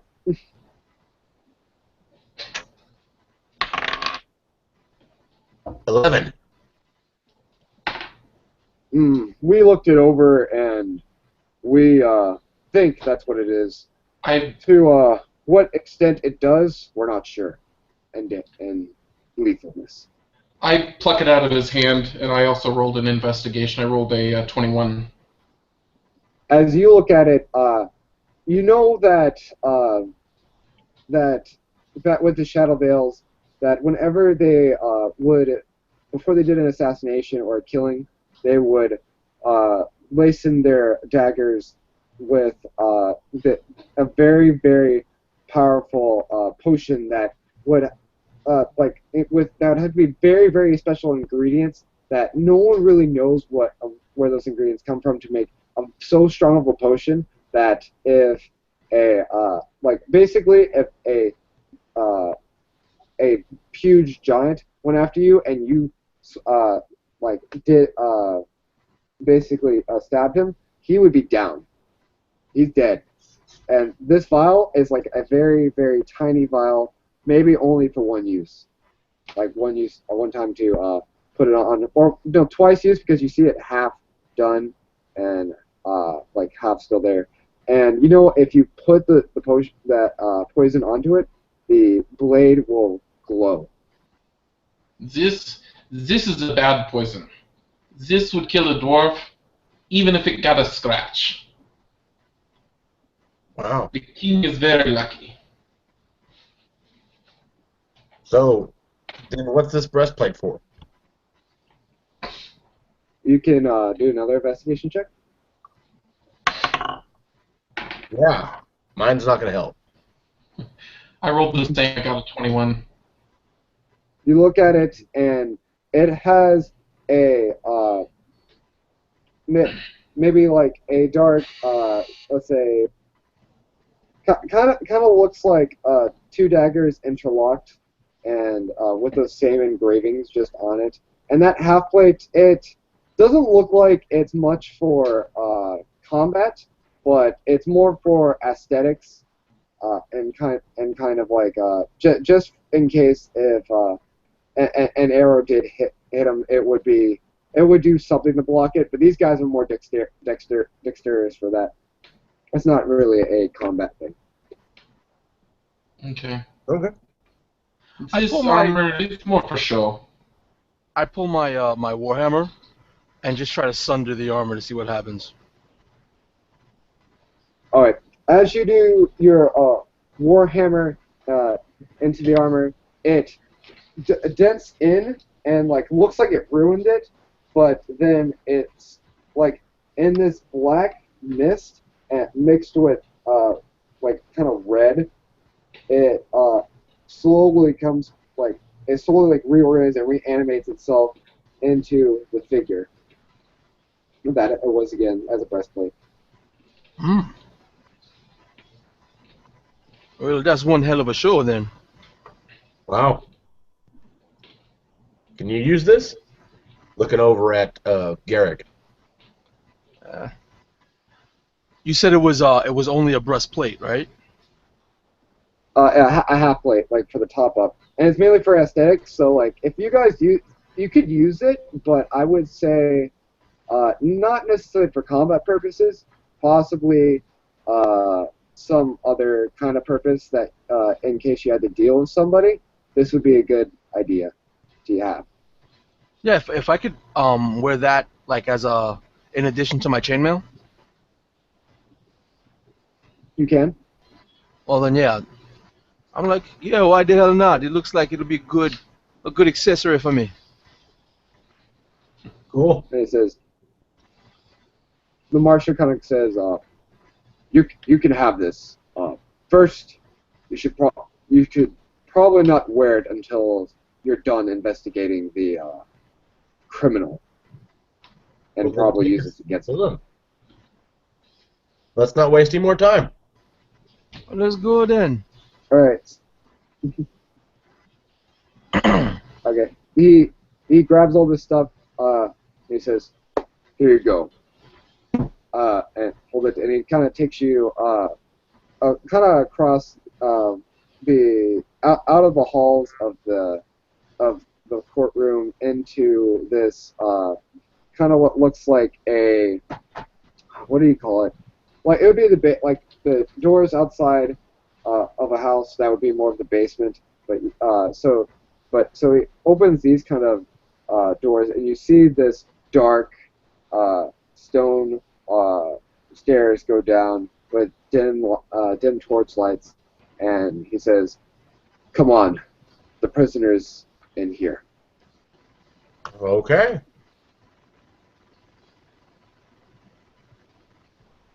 Alrighty, so you guys, you walk in. Oh, go ahead. Yeah, I'm gonna walk in. Is he restrained? Is he just behind bars? What's going on? All right, so you guys go, and there's different people. There's a couple of different people in the in the prisons, you know, and they kind of spit at your feet and all that kind of stuff, and do any like criminal would do to anybody, just being trying to show that they're tough or whatever, and then you get to this one room that like is just, you know, very confined, and more than the other ones are, and there are a couple of there are some bars and a gate like a gate for bars that's locked, and he's kind of chained to the back, so that he can't do anything. Okay. As we were walking through the other prisoners, the very first one that tries to spit at me, I'll use Mage Hand to just muff his face out of to change the trajectory. So the guy he goes, and you do Mage Hand, and it comes from going towards your foot to like going towards. He goes, and he goes, oh!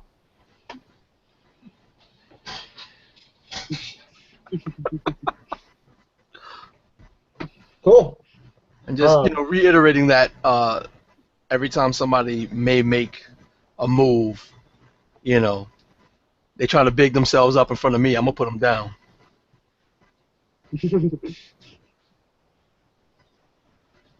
All right, you do as you go across. Every time someone tries to grit their teeth at you, you grit it a little harder, and they kind of stare back and retake their place. I'm gonna go ahead and go into this guy's cell. You said he's chained to the wall? Yeah, he's chained to the wall. He can't do anything. And so, if you want to go to the cell, the marshal says, "Here." He gives you a key, and you can. And he says, "Here's the equipment. I'll be right here. I'm watching you guys, making sure everything's okay. You can come in. Investigate, interrogate him as you wish." Gotcha. I follow Cooley. I'm gonna walk in, and like, is he chained in the middle of the room with his arms out? Is it around his waist? Is he up against a wall? More up against the wall. Okay. I'm gonna grab the chain and send a shock through it. All right. So you do so, and just roll for damage, so I can give an idea of how much it hurts them. Well, I'm not trying to nail him. I'm just trying to. Yeah. Okay. That's 20. Okay. So like, yeah, I just like it's not to kill him. It's just to see how much it shocks him. Yeah. So like you do it, and he goes, "Ah!" and he kind of keeps down his head in, but he's still alive. He's breathing. He's just hurt. And I come back around in front of him, and I look at him and say, "Let's go ahead and make this short and sweet." And I'm going to go ahead and cast Friends right now. Boom. So I'm going to have. So like, describe friends besides automatically being friends. Well, I've got advantage on all charisma checks directed at one creature of my choice that isn't hostile. Well, I guess I just made him hostile, so I'm not going to cast Friends. Yeah, a little bit more hostile, so I think he's hostile anyway. I don't know. Yeah. In the future, I'll make it really nice, then cast Friends and screw him over. Okay. But no, I said let's make this short and sweet. All right. Your option is to tell us what's going on. Tell us who sent you, who paid for the contract, all the information, or I'll keep doing this. And then my friend over here, and I'm going to point to the guard out in the hallway, we're going to have him heal you so we can do it again. Okay, roll persuasion. I'll take it. 23? Oh yeah, he kind of looks. He looks at you and he kind of looks shocked, and he's like, "What do you want to know?" I grab the chain and shock it again. Ah! I just told you what I want to know. Who paid for the contract? Why are you doing it? No one. You're doing it for fun? Man? No one paid for the contract. So you're just decided to kill a king for fun? I was not the deciding one. Say what? And I get a whole lot closer to him. Say that again. I was not the one who decided the king should die, but I was the hand. Well then, who is the one who decided the king should die so that the hand could kill him? The head of my organization. Thank you. Keep being vague. Name of your organization now. Why should I tell you? I walk up to him, and I grab one of his hands, and just start breaking his fingers one by one from the pinky on. And while he does that, I'll go. The longer it takes you to tell us, the more likely it is that he's going to finish with that hand and move to the other one. And as you keep going, And I stand right in part front of of us, him, staring at him. Oh, give me an intimidation check. 20. Nice. And he goes, "You've probably heard of us in legend. Probably think we're dead. Probably think we're gone. But our purpose is true. We are the Shadow Veils." What? Good. Good. And I look over at Garrick. Keep going. Now go ahead. Tell us, where can we find the people that, we need to pay to take care of this? In truth, you can't pay anyone to reverse what we want to do. Oh, I didn't mean with money. I mean with blood. Continue. Either way, you won't be able to stop us. But Oh, we're going to try. Go ahead. How many fingers you got left on that hand there, Garrick? I just start going over the ones I broke already, and wiggling them as I count. That's one. This is the second one right here. That's the third. Wait, he's moving too much. I have to start all over again. That's the first one. And then the second one. Damn it, man, would you stop moving?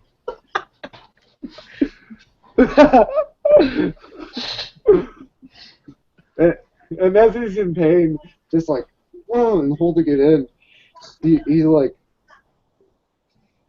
our organization works all over. Where he told me to go kill the king was in the wilderness. But I am not worthy of knowing the exact location of where the head is. I do know where I came from, though. And there were more of your Shadow Veil buddies where you came from, right? Not like your mom's basement or something, right? Nice. And he kind of says, there's more everywhere than you think there are.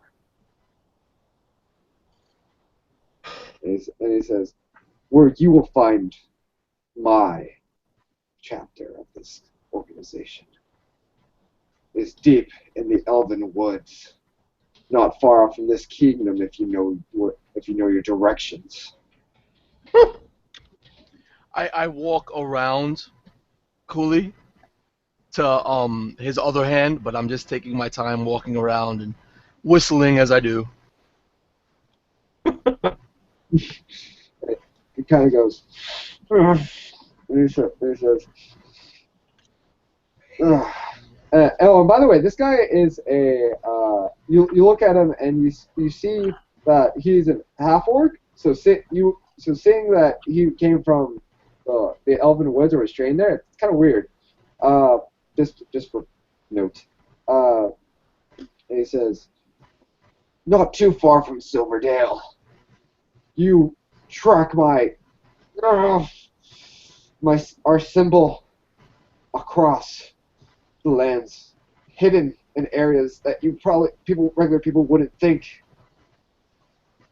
you will find a trail, and from there, you will more than likely die. I lean in real close, almost nose to nose with him, and I make my eyes start to crackle with lightning all the way out to the sides, and I say, and I say this in infernal, do we look like normal people? And then I'll translate, do we look like normal people? And he kind of says it like shock. He's like, oh well, yeah, I'm just gonna do it anyway. He looks kind of in shock and he says,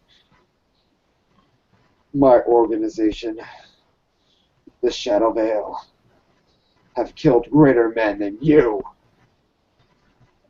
Okay. So, is he holding himself up? Like, is he standing? He's like, yeah, he's kind of like, in a position where, yeah, he's kind of held it up. And there was you probably got, for the dwarf to crack the fingers, he probably got a stool of some sort and just went up and started.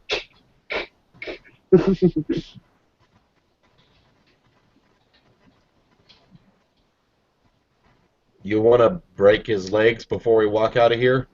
Just leave him in it? I'm like, yeah, oh yeah. And then I slowly sort of start shimmying the shaft of my hammer up out of its out of its holding. I'll look at him and go, go ahead. Oh no, you go, because you're about to say it. I look from Garrick over to Tordek. Have you ever had your own blade used on you? And I don't even finish the statement. I look at Tordek, and I just turn around and walk out of the cell.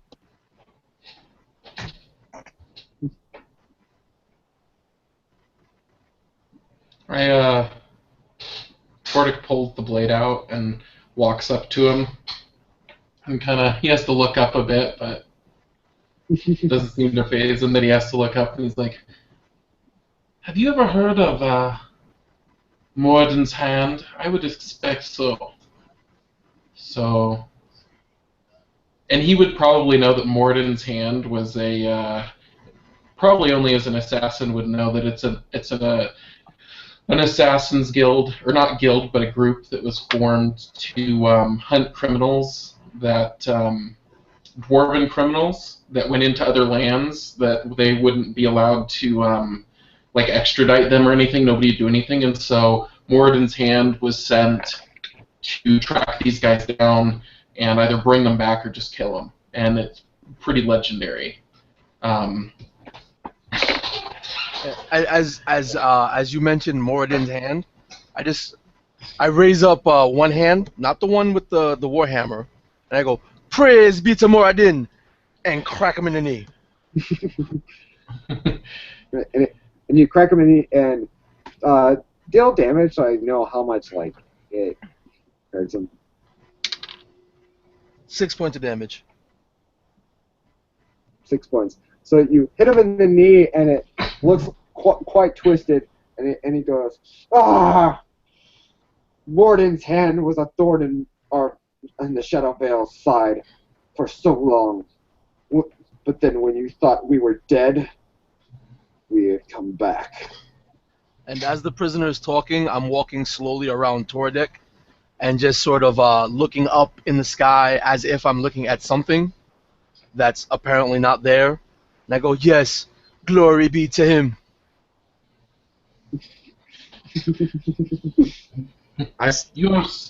Go ahead. No, you go ahead. I was going to say, you're scum. You deserve nothing but a long death. And so I take the dagger, and I slowly draw it across his belly and just spill his guts, but without cutting anything, God. so that it just falls out. Alright, so you do so, and he goes, ah! And his guts spill, and he's like, ah! Ah! Shadow Veil, well, have its reign. And He's dead. at those words, I get rid of my scary face. I lean up against the wall next to the guard out in the hall and go, "Yeah, see, 2-3 minutes, we got it."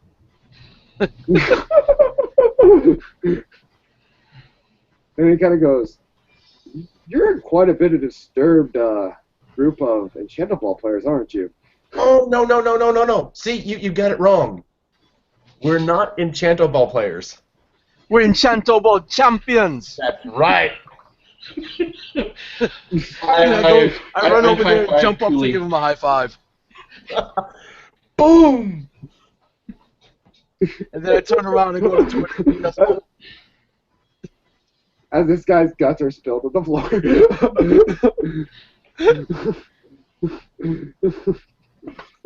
Oh my gosh. And so he said, and he kind of goes, "What? So how about So what?" how about you tell your king? We're gonna go take care of this business. And he kind of goes, and he looks over to the spilled guts, and he's like, I understand. Is Go the ahead guy and dead? go. Is that? Oh yeah, that guy is dead. You Cool. spilled his guts, man. Okay. So You- then, for clarification now, since he's no longer a creature, he's a corpse. He's become an object, right? Yeah. Cool. I look at him and go, "Let me take care of this." I put my hands under all the guts, start to put it in there, hold the 2 flaps of skin together, and I use mending to put his guts back together inside of him. There, you can just drag him off now. And it's kind of like, that looks more presentable. And Oh, you were showing his body to somebody, huh? yes. I leave his I legs think, broken and his fingers broken. I think the less of the spilled guts, the better our stomachs will not be outside of our, mouths. That's what you gotta learn. Come on, you work for the king. Just outsource it. Hire somebody else to come in and do it. You know, kind of like you're doing with us right now. And he kind of goes, I understand. If you need any equipment before you leave, talk to me again, and I will speak to the king afterwards. Like what equipment? Well, I have some weapons I'm willing to give from my personal armory that may be good to you. And I know that, and I believe that if you talk to the court wizard a little bit, he might give you something of a little bit of a magical sort. Yeah, I'm looking to upgrade.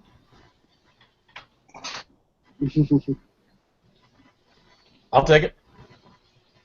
I'm like, yeah, All right, we need so to get after, to my Enchantable uniform here and go back into war gear. So wait, you're still in your uniform? My chainmail. Oh, I was like, you're Enchanto-Ball gear. You mean? I was like, you're still in your uniform, aren't you? Oh my god. Oh no. Like, no, real soldiers don't wear mail, man. They wear plate. Here comes Derek Jeter. He's gonna break your fingers. In a pinstripe uniform. Oh my god. That would be awesome. So just out of curiosity, what, if you don't mind me asking, what's your guys' alignment? For me, I run chaotic neutral as often as possible. Okay. okay, that fit. I was about to say, chaotic good? Not really.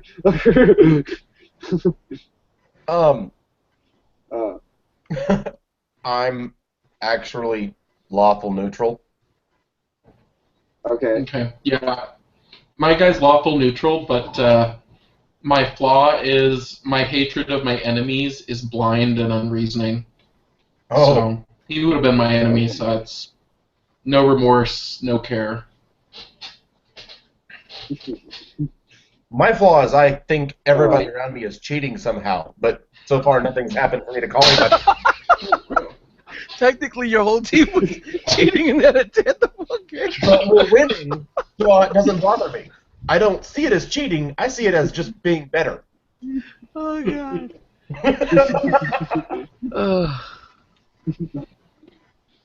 Not that you're lying, you're just cheating.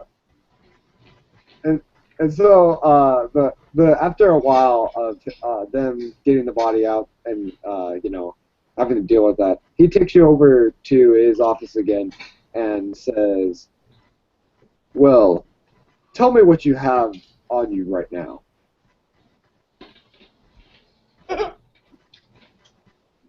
Okay, my dwarf, he wears a breastplate, and he's got a couple of short swords, and a light crossbow, and a couple of daggers.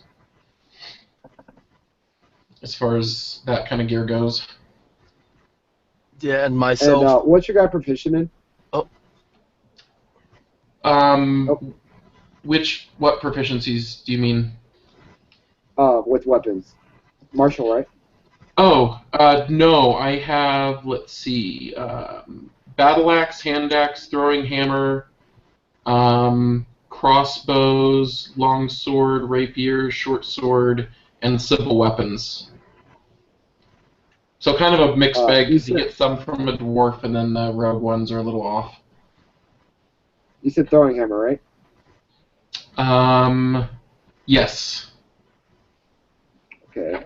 And then what about for your character, for Garrett? I'm proficient in just about everything. I'm a fighter. Oh yeah, that's right. I'm currently wearing chainmail armor. I've got a shield, a warhammer, and a pair of battle axes. Okay, so here. He says. I mean, a pair of hand axes, not battle axes. Pardon me.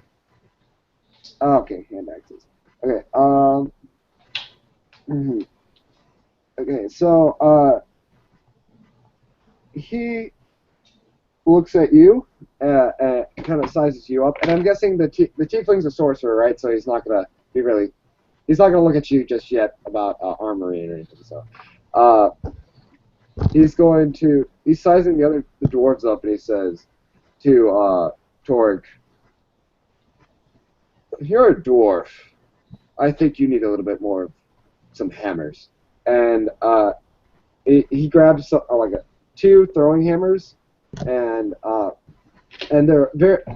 they're engraved with a lot of dwarven symbols, and Morag is a god, right? Who? The Morag guy. Remember the order you said? Morden. Yeah, he's a god. Morden. All right, and you see the symbol of Morden on engraved on each end of the flat ends of the hammer, and he says, these will serve you well. I got them off of a very good friend of mine, a dwarf. We fought it long in battle. He died. Thank you. He died in battle, but I know he would want this in the hands of another dwarf to bash his foes one day. I will put them to good use. And he looks over at Garrig, and he says, "You have everything but range. Maybe you need that edge." When he says that, I just start manifesting fire in my hand. Oh yeah, you're a multiclass, right? No, I'm a Eldritch Knight. Oh yeah. And he says, "Oh well, And then I just grin. perhaps perhaps thinking about this. Come with me. You and the sorcerer. We will have a talk with the wizard and see what we can do for you."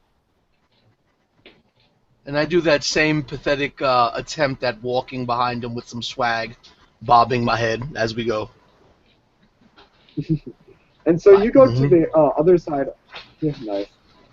And so you go to the other side of the throne room with that, and a spiral staircase goes up, and you go up that spiral staircase, and up there you see you go in, you see uh, an elf with a kind of a very smaller beard, kind of like somewhat of a goatee, with long flowing hair, with a robe, kind of conjuring up a potion, and he looks over at you and he says, "Ah, Flynn, what have you brought me here today?"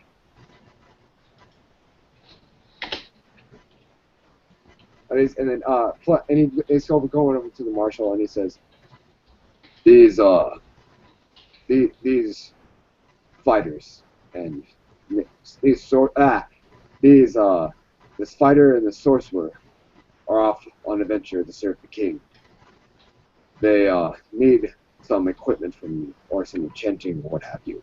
And he looks over at, sizes you guys up, and he says, uh, and he looks over at your wrist, Garrick, and he looks at your bracers, and of whatever you're wearing, if it's not even counted as armor, and he says, "Come here," and kind of puts his hand on your bracers, both hands, and and he kind of goes, and he's saying in Elven, like a spell, and he's going to give you an enchantment on those bracers for let's see here, let me think about this.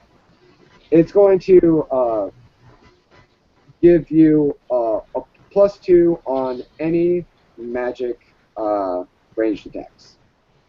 Awesome. And I just raise up one of my hands and go, respect.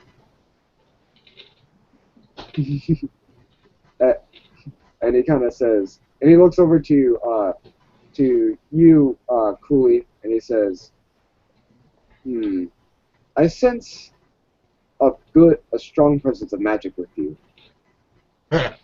Really? What source is this from?" What source? Well, is it okay for me to use the word demon? Is that in character language? Is that in character? Yeah. Oh, okay. And he says, he looks at you and in strange array, and he says, "Hold on here." And he goes back, and you see a kind of darker a box at one of his bookshelves. He opens it up, and he gets a ring, and he looks at it, and he comes over and gives it to you, and he says, "Now, this ring is very powerful. You can cast any powerful you can cast about maybe 2 more powerful spells per day, but it will be at a disadvantage to you.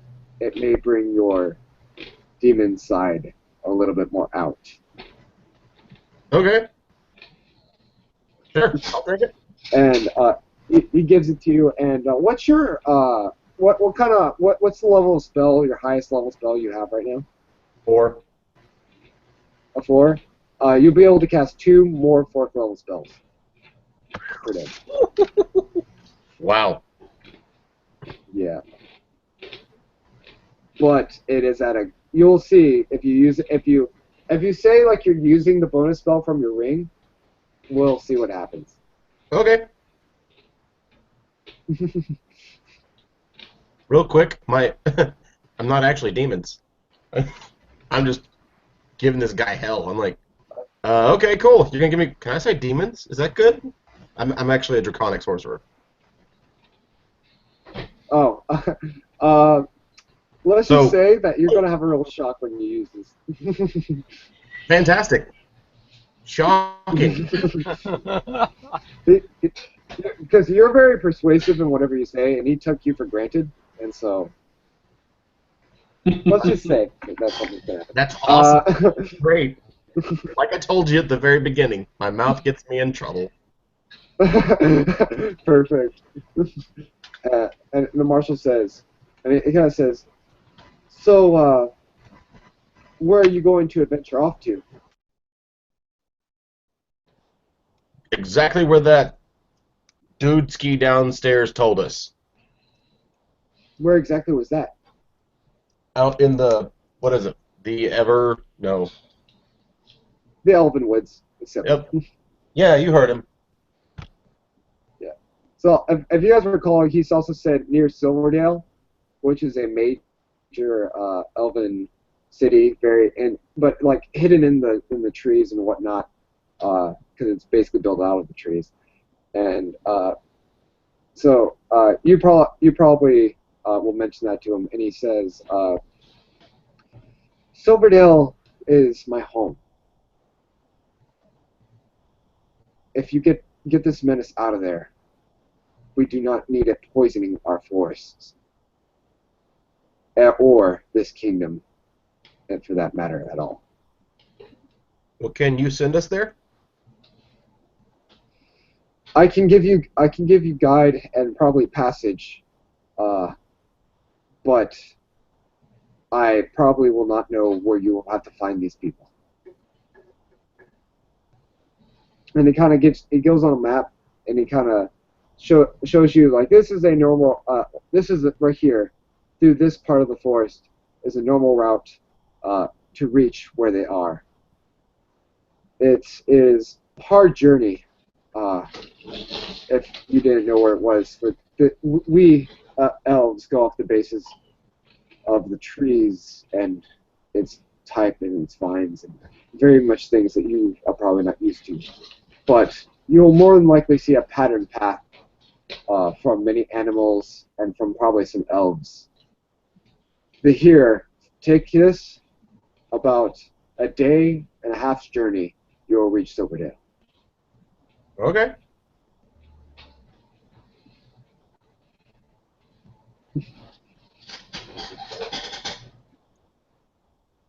And he goes over to the rest of you and says, may your journey be a successful one if whatever they are up to is taken care of as well. And the marshal says, we should probably get going. You need to do whatever you need to do. As we're walking, I go, man, nothing can stop the Enchanto-Ball champions. I turn and run as fast as I can out of the building.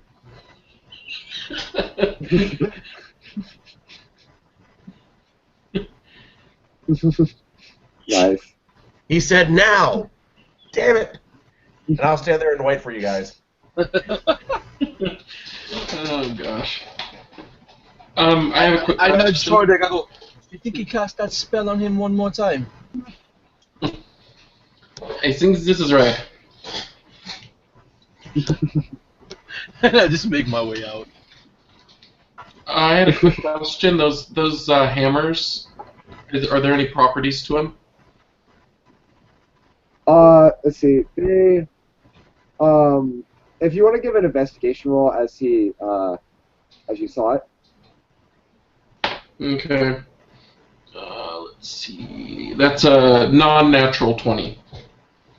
Non-natural 20? Okay. So, looking at it and with its holy nature, what's the do you guys know what a damage for a throwing hammer is? 1d4. 1d4? Yeah. This adds an extra punch, and lets you roll 2 extra d4 of radiant damage, because it's holy. Ooh. Somebody just became a nuke. What am I good for now? Evert's black tentacles. There you go. Yeah, that's what the ring did.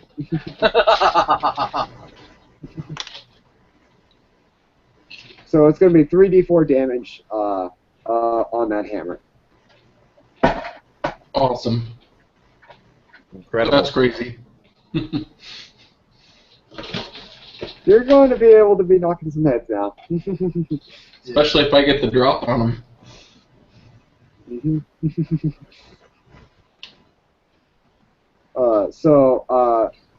I'm assuming you guys start heading out. What do you guys want to do? It's probably still morning, isn't it?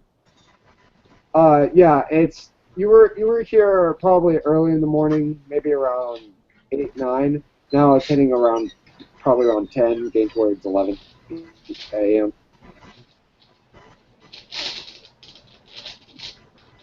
I say we just go. Today will be our half day. Oh, there you go. Yep. Sounds like a good Alrighty. idea. Alrighty. So as you go through the streets, people are going, "Look, it's them, it's the Enchanto-Ball champions! Fire!" They're cheering out your different names. Oh yeah, I just start And, throwing some fireballs in the air while walking by. In between like a 1970s, early 70s sort of pimp walk with the bobbin head more than ever now.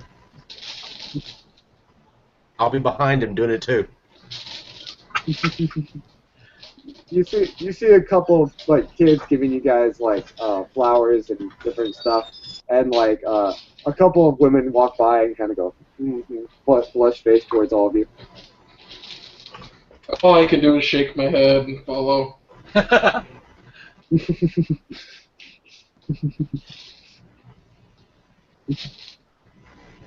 And as you guys head out and towards out of the city gate, to get to the Elven Forest, it is about probably a day's journey for that, and then adding on that a day and a half journey to get to Silverdale. So it's going to be somewhat a trek in between to get there.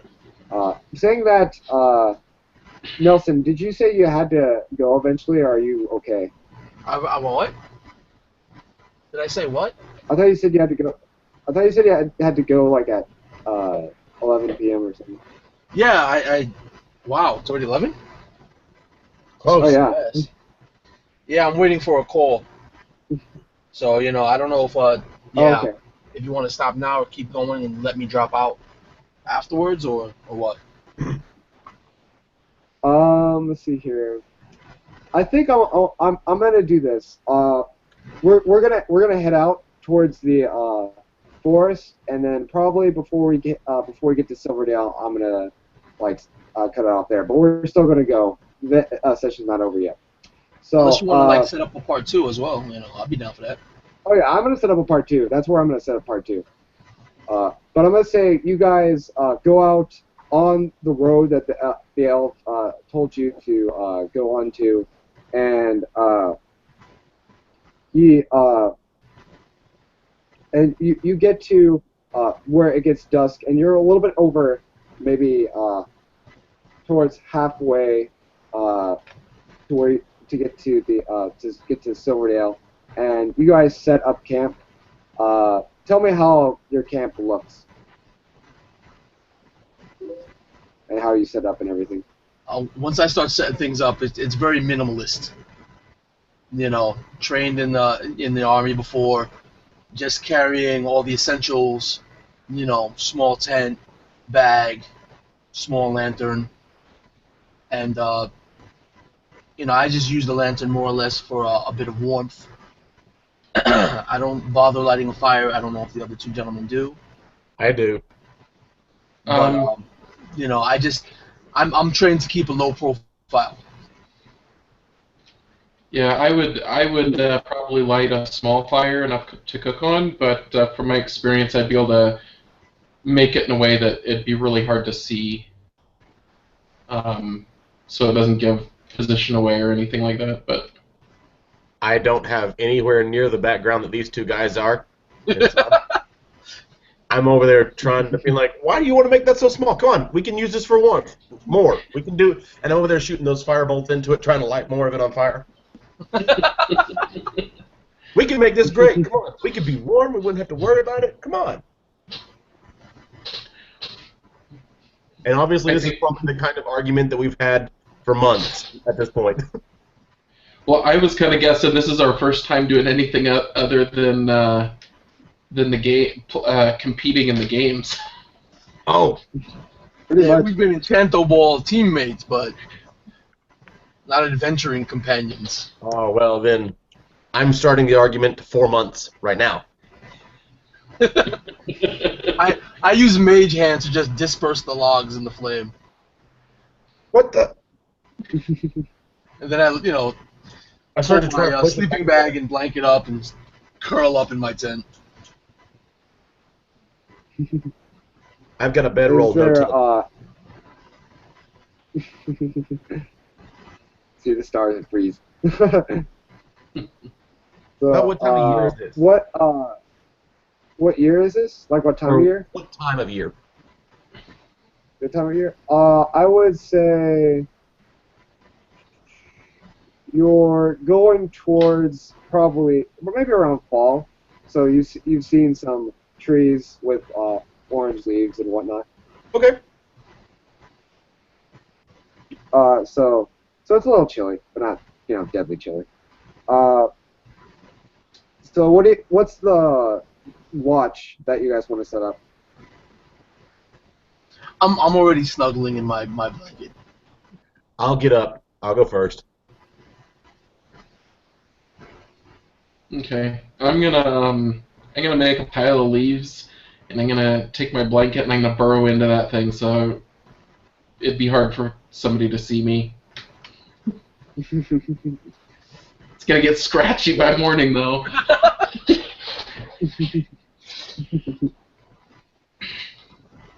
Alrighty, so you take the first watch. Ba-da-ba-da.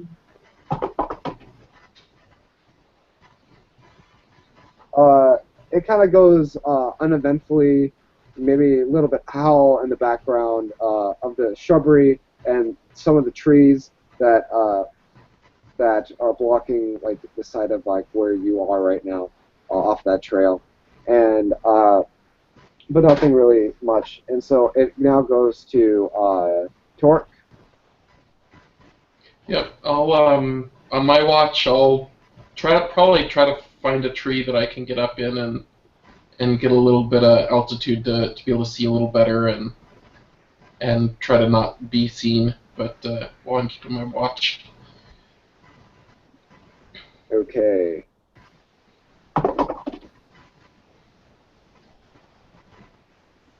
I'm gonna do this. Give me a perception check at advantage. Sure, at altitude. And you have dark vision too, because you're dwarf, right? Yep.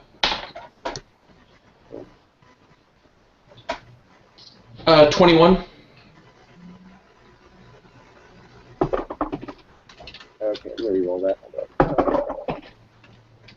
And then this one. Alright, so as you look out, you see a couple of leaves that look like they're shaking. Like, from your experience as a rogue, you think that someone's in those leaves of different bushes that are around you guys. Okay. I'm gonna pull out my hammers, and I'm also going to, let's say I'm in an oak tree, Mhm. and I'm gonna throw an acorn at Cooley to try to wake him up. but try to still stay hidden until I can see something. For the acorn, roll me a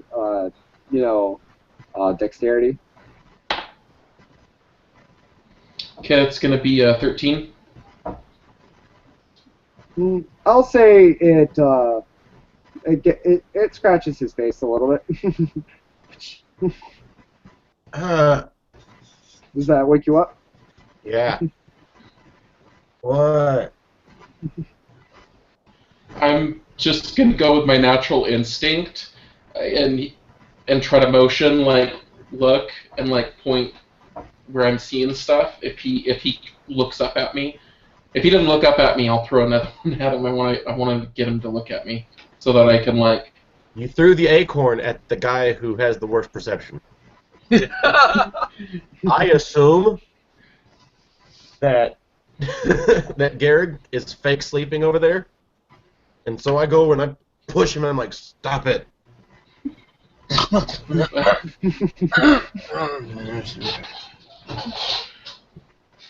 Why'd you do that?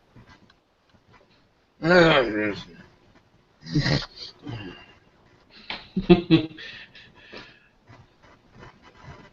don't want to get my position up to whoever might be trying to sneak up, but I guess I woke him up, so that's a bonus. So I'm just waiting to see somebody now. All right. With your high perception, you hear "Move in!" and you see a bunch of orcs come out that look, in the same attire as those players did, and they all go, "This is for us losing, you Enchanto-Ball. Fiends, we should have won." And you see you see some familiar faces with those Enchanto-Ball players, but there are some people, some other orcs with them, and you would assume it's that whole management team too, with all their stuff ready to come at you. So let's see here. Roll for initiative.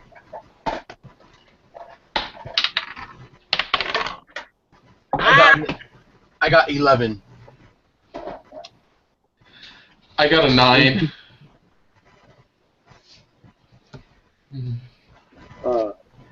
What about the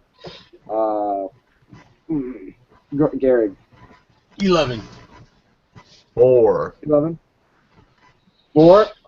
Okay, so the only one that did worse than the orcs is Cooley. Yeah! Wow, I thought I stepped it up. And so all of you, so it was who had the highest one? It was the 11, right? I guess so. Yeah. Okay.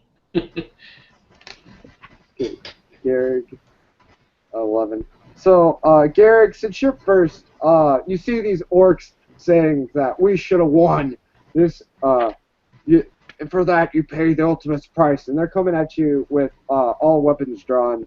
They're making a big commotion. What do you want to do? And there's about, hold on, I would say there's about 7 of them. There's about 7 of them? Yep, 3 of them are the Enchanto-Ball players you saw. I cast web. Oh wait, no, I cast sleep. On how much does it affect? I'm actually in the middle of looking it up right now. I have to roll the total amount of hit points that it affects, but I can't remember what the dice were.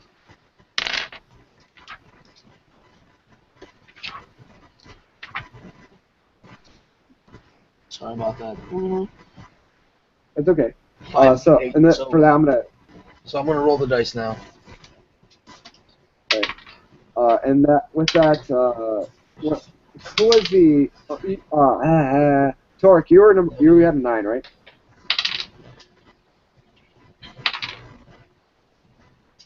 Torque had a 9. Orcs are right above Cooley. equally. You have a. Okay. I So what'd rolled. you roll? Yeah, I rolled. I got a total of 20, and that's the number of the enemy's current hit points that I put asleep, starting from the lowest hit point character to the highest. Okay. So let's see here. Let me quickly look at my thing in the cover.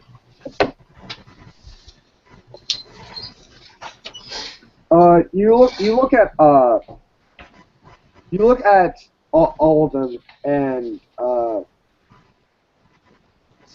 and you see the big ones are the Enchanto-Ball players you played before, and you know that the Enchanto-Ball players, they're big and burly more than the other ones, and with the four other orcs being down, and that was 20, right? Yeah. So you see two of those little less burly ones kind of go and collapse down and sleep. And I believe you still have a movement action, correct? Yeah. I grabbed my shield with my movement action. Okay, cool. So that will bring us to Torque.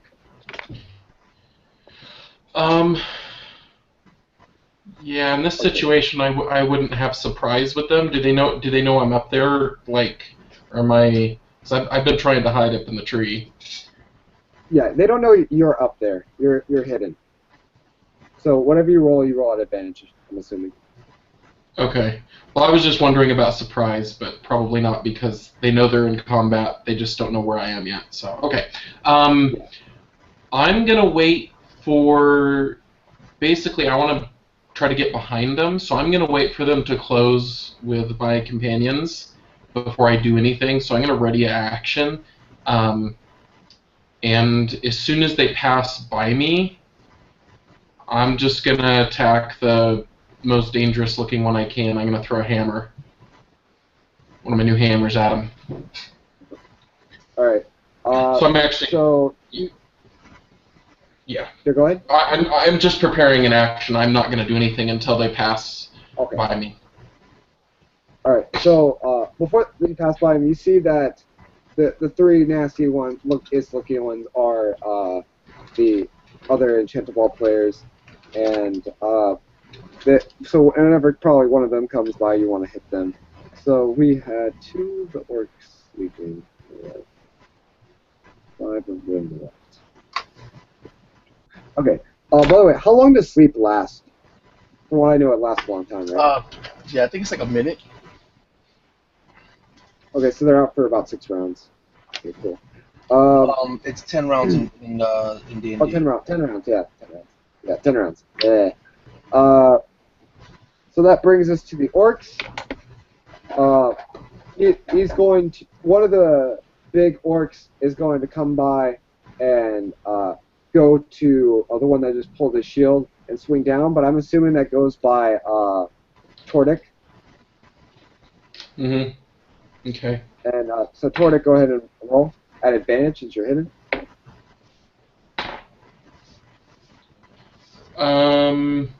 Yeah, so 23 is my best. Okay, let me look at that. I know that hits, but I'm just trying to confirm that. Come on. Oh, if you know I'm using Pathfinder instead of DB. That's fine. Let's see here. Come on, you. I saw you a little bit ago. Here it is. Yeah, that definitely hits. Roll damage. 21 points of damage. You throw it, and it's a hammer, right? One of the hammers? Yeah. Okay, when you throw it, the symbols and all the engravings of dwarven engravings on this hammer come down, and like they start glowing, like this just beams the more they like get down and have like more wind to them, the stronger the glow gets, and it illuminates the area around them like for a period of time, and strikes down this orc on the head, and with this big burst of light, and you see how many points of damage was that, by the way? Again, one more time. I think I said 21. 21. Yeah, it comes down and you see this orc like with looks like he has a big headache, but he is not down for the count. He's still gonna come up, and with that, he looks up towards you, but he's still going to try to take a swing at the guy with the shield. And I'm going to say Would I be able disadvantage to? What? Oh, I was going to ask, would I be able to throw my second hammer in my other hand? Do you have two attacks on your stuff? Well, yeah, because I was holding one in each hand, so I should be able to throw it just like as an offhand weapon, because it's considered a light weapon, so I can use it in my offhand. All right, yeah, you may. Yeah, in 5th edition, there's no like special rules for two-handed fighting. Really, you don't have to have anything. You just you don't get to add like I don't think I get to add my strength or anything to the damage if I remember right. Right. Yeah. Right. Okay. Yeah, go ahead. All right, so that's gonna be a 26. That hits for sure. And the Yeah. same thing, that you throw the hammer, the glowing grows, hits, smacks him, and that goes for 10 damage. So it hits him on the chest now, and you see him kind of like really feeling pain and groaning. But then you see real big rage come out of him, and the orcness comes out, and he's going to take one javelin out and toss it at you because you really got him angry. And he's going to try to hit you. How close is he To me? see. So you said right when he went across from where you are on the on that oak tree, right? Mm-hmm. You're right dead center down from him, and I would say an oak tree is pretty tall, like 20-ish feet, correct? Probably 15 or 20. Yeah, between 15 and 20 feet. So yeah, that's how far away he is. So I don't know. I think that's a disadvantage. So so he's going to try to hit you for. I'm assuming that's a 16, and looking at your thing, that doesn't hit. Yep, it's a miss. So was he throws anywhere it. near? I was gonna ask, was he anywhere near me when he was throwing that, within reach of me or not? Let's see. Like I don't know if he interrupted his walk or if he stopped by me and threw it. He kind of went up, like he was getting close to you, because the tree is like kind of close where the tent was. But I wouldn't say he was necessarily right next to you. But he was about to charge at you and come down with the sword. But Yeah, he comes I up didn't with know the if he javelin stopped right. midway or not. All right. Yeah. But he goes with this javelin, and it just goes spears by you, and kind of maybe just you feel the wind of it go by your head, and stick into the tree, but it does not hit you. So that brings us to gosh, I forget names. Cooley's turn. How close are they to me? The closest orc is that one that just got hit twice and it's not looking very good. But then the other ones are, if you did 30 feet, like they're within 30 feet. How close are they to each other? Say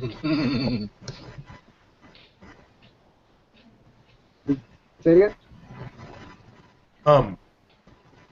If they're close together, I want to cast Shatter. A couple of them are close together. So what? See here. So you have. I'm gonna draw this out real fast. It's a It's a sphere of it has a 10-foot radius. Okie dokie. 10 foot. You can cast it within the center, and probably you can get about I would say at max maybe 2 orcs. Oh. Because they're spread a little bit, but a couple of them are together in a group.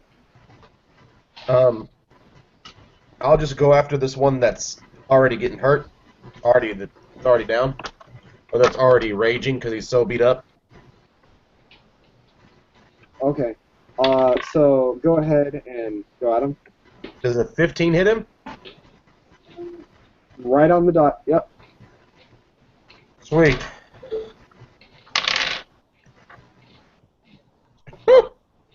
Four. 4 damage. Yeah. All right. So you go at what is this? Is this just I just by firebolt. Oh. You watch. fireball?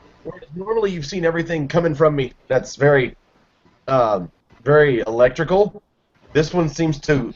I seem to channel it from deeper inside of me than just a normal magic. And when I bring it out, you watch it come up to my shoulders like I'm holding it in my mouth. And as I open my mouth, it's like a belch of this fire coming in. And like you light this guy on fire, and he goes, "Ah, ah," and he's looking really, really bad right now. He kind of goes to the floor, and like that, and looks extremely bad. Like he's not gonna make it very soon. That then goes to Garrig with your sheer. Oh no, that goes to the other orcs. The other orcs. Forgot about them. With that, they're going to kind of charge in mass towards the guys on the ground, the guys that they've been seeing, and one of them is going to kind of stop back just for a little bit and try to fling a javelin at see here at Tordic, seeing that the other guy failed and tried.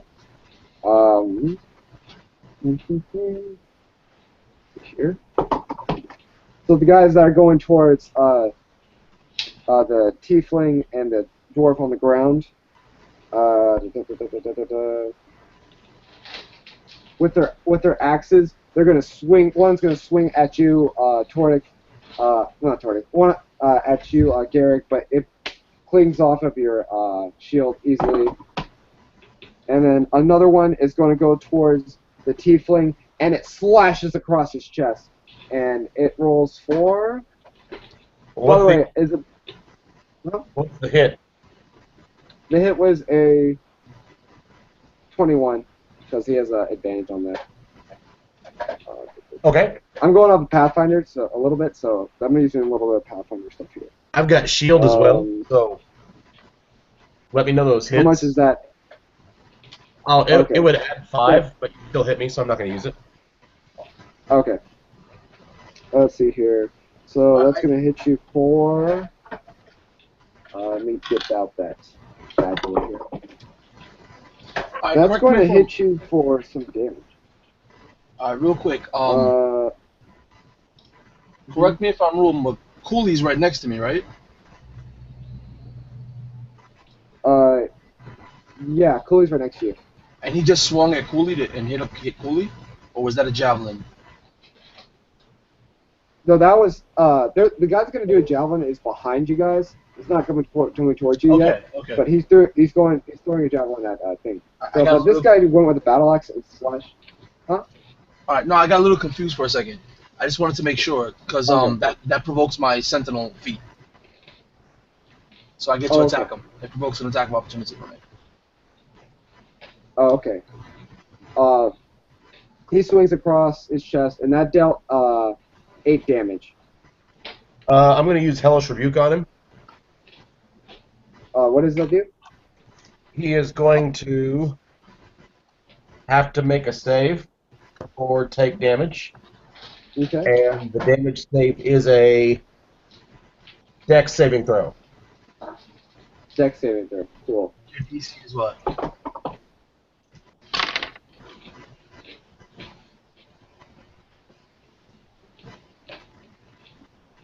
Cooley, Yes. what's the DC on the dex saving throw that he has to hit? The DC is a 16. He made it. He made it. Okay, he's going to take 7 fire damage.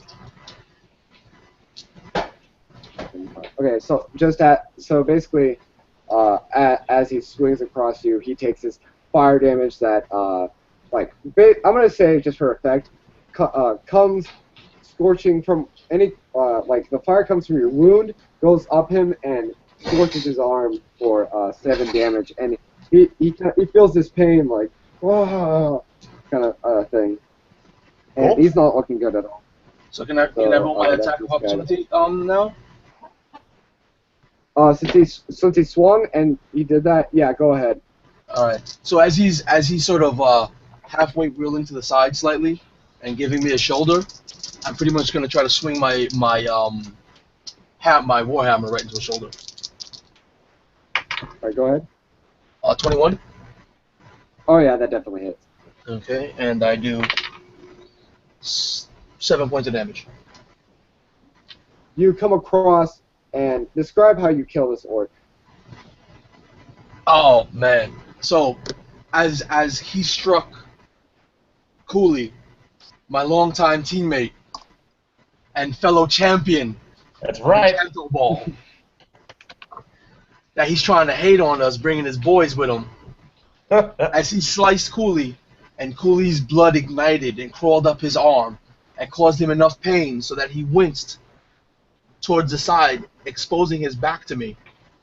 I brought up my hammer and just smashed him straight on the back, almost exploding his chest into a pile of just blood, some sort of indistinguishable organs, and ribs just sticking out. Ah. Ugh.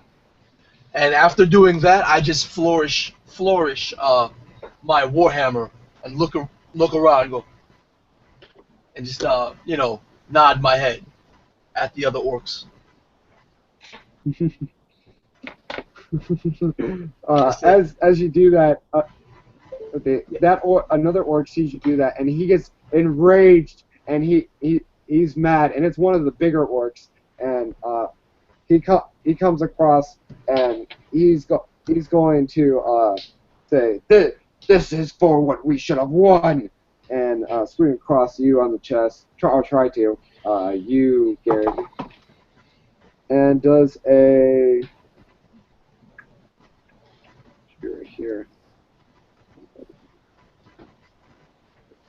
Ah, come on. Here it is. Yeah. I'm guessing a 26. Oh yeah. Yeah, something around there. Something over 20. Yeah, that hits you, and that's gonna do you for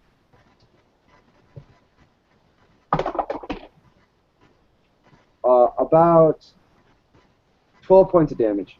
All right. As it goes across on your shoulder, he swings and it kind of sinks in for a little bit, and he pulls it out, avoiding your shield.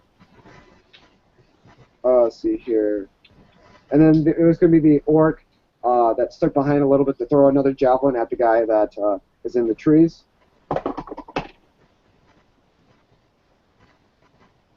I'm guessing a 16 doesn't hit you, right? A 17 would hit you, right? Yeah, 17 armor class. Right. So he throws a javelin, and again, whizzes past your head, but nothing. And that that goes back to Gary. Okay. As he just sliced into my arm, while he was making the motion to pull up the blade, I raised up my shield and sort of ducked my head behind the shield and crouched a little bit and go into a defensive posture, basically using my action to defend, to dodge. That way anybody has a disadvantage against me. and I just stay All right right. there. I don't move away or anything. I stay right side by side with Cooley. So they basically have a disadvantage to attack you. Yeah. All right, makes sense.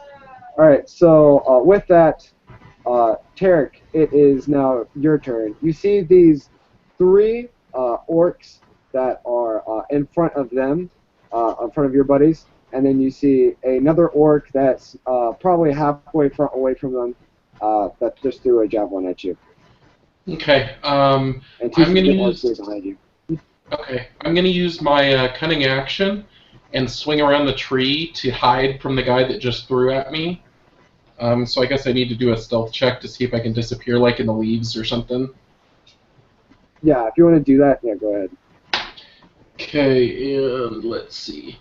Oh yeah, I got a 26 to hide, All and right, then I'm cool. gonna do what? Oh, well, I was about to say, like, if you're, are you trying to, what kind of move are you trying to do? Because if you're trying to do something like, it sounds like acrobatics too. Uh, sure. I'm just trying to get the tree between me and him, and then kind of get up in the leaves so he can't see me. But at the same time, I'm gonna pull out my crossbow and shoot one of the guys that's engaged with my friends. All right. So, Because so roll acrobatics to see how well you do the swinging. okay, I got a 15 for acrobatics. Yeah, you do okay. So are you saying you swung onto another tree that's behind it, or just on one of the branches? I'm just trying to move so that the guy that threw the javelin at me can't see me, so that he can't Mhm. attack me again. Um, Basically, cunning action. It allows me to use my bonus action to. One of the things it can do is I can hide as a bonus action. Or actually, I actually sorry, I'm new to this too. What I'd like to do is shoot at one of the orcs first, and then do that after I shoot, Okay. because I'm gonna hide after I shoot. All right, fine with me. Go ahead and roll attack. Okay, so I'm gonna attack the one that's already hurt. So Okay. That would be so will a 15 hit?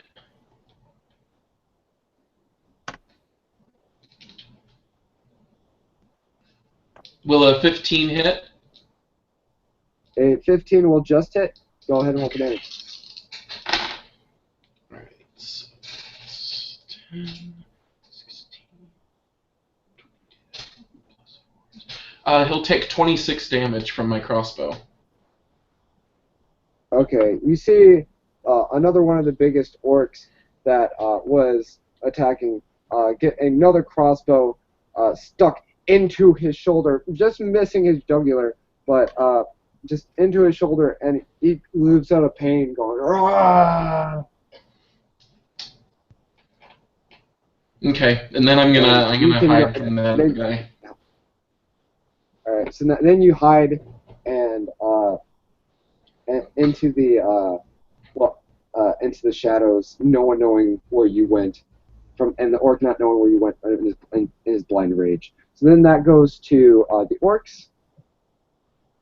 Oh, Cooley, did you ever get a? You never got a attack, did you? No. Did we ever do your turn, Cooley? No, he actually didn't. That No. was just the hellish rebuke.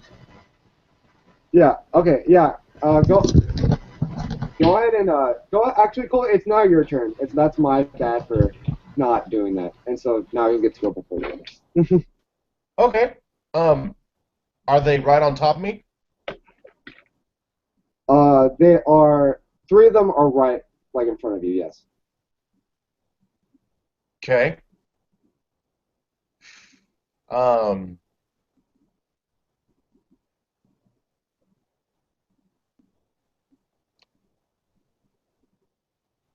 crud. Um,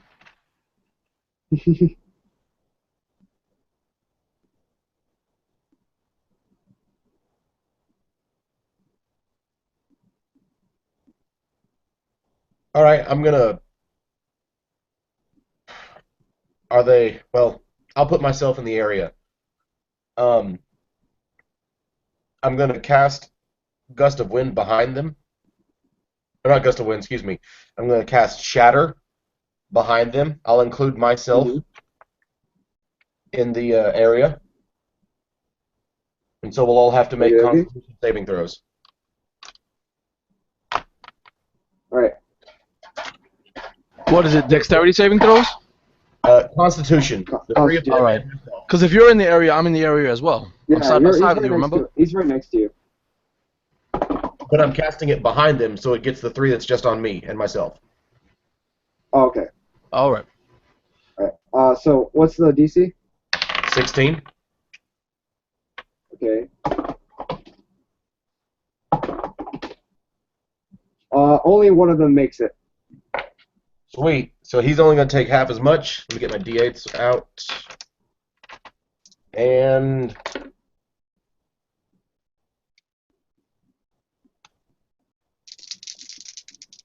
here we go. So I'm going to take half on this too, but I'm doing it because I'm a glutton. 10, 18, 26, 31. All right. So let's see. That's 31. All right, so the what? Dang. 31 to hit? All right, cool. Yep. Yeah, that definitely hits, and so that's 31 damage or 20 what? That's 31 damage total. Say it again. 31 damage total, and if they failed, they take 15. Cool. So as you look at them, and two of them what is the what's the spell do again? Is it shards of whatever or? It's shatter. Sudden loud ringing noise, painfully. Shatter. Like clap, thunderclap, and painfully intense erupts from the point of your choice within range, and a creature takes the damage. A creature made of inorganic materials such as stone, crystal, or metal has disadvantage. And non-magical object that isn't being worn or carried also takes the damage if it's in the spell's area. So, tree will shake. Trees will take 31 damage. Yeah. The tree really shakes, and it looks like it's almost unrooted, but it's fine. And two of the orcs grab their ears, and they grab their ears and they bleed, and they just go and go to the floor, and they are dead.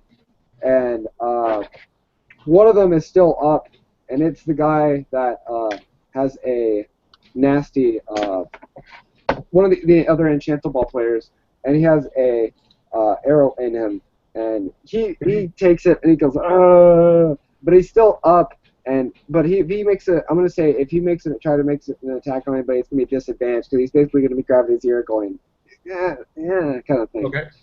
I'm gonna spend 2 sorcery points to quicken. Would this by any chance happen to be the goalie? This say it again.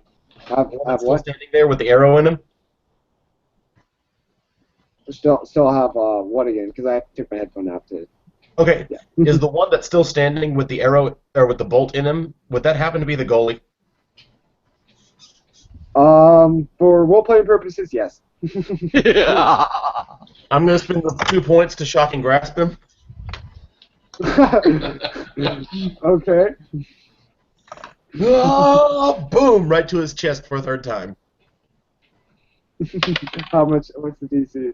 I mean, when the attack roll. It's 18 total. Yeah, you hit him. How much damage? 16. 16 damage. Lightning. Describe his death. Describe his death. He's covering his ears. And you watch me light up, pull it out, right into my hands, boom! And I keep my hands right up against him as I just continue to force the lightning out through my body, out to my fingertips, and into his, as if his body is just absorbing more and more and more. And finally, when I let go, it's like having gotten your finger put in a socket in really cheesy movies and watching your body just fly back from it.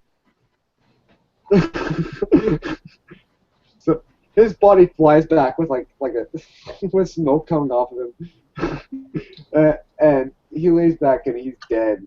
And he kind of mutters, "We should have."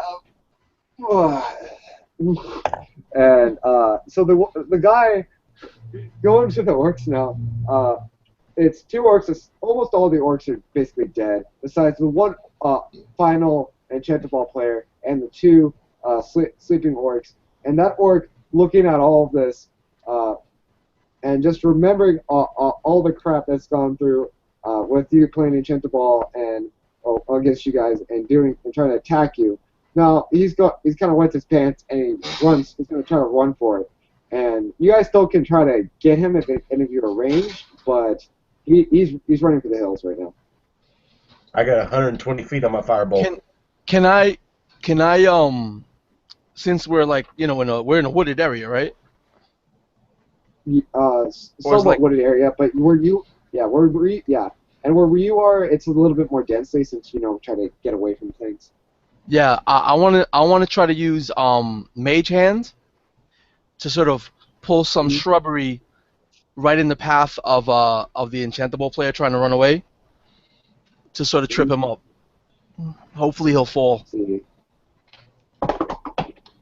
Oh, he got a nat 1. Oh, beautiful. So I just go, wait, where do you think you're going? That's what I said.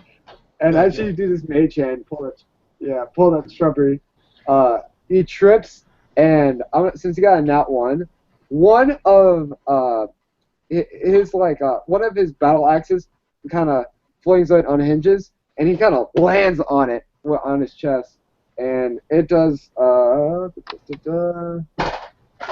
where's the thing?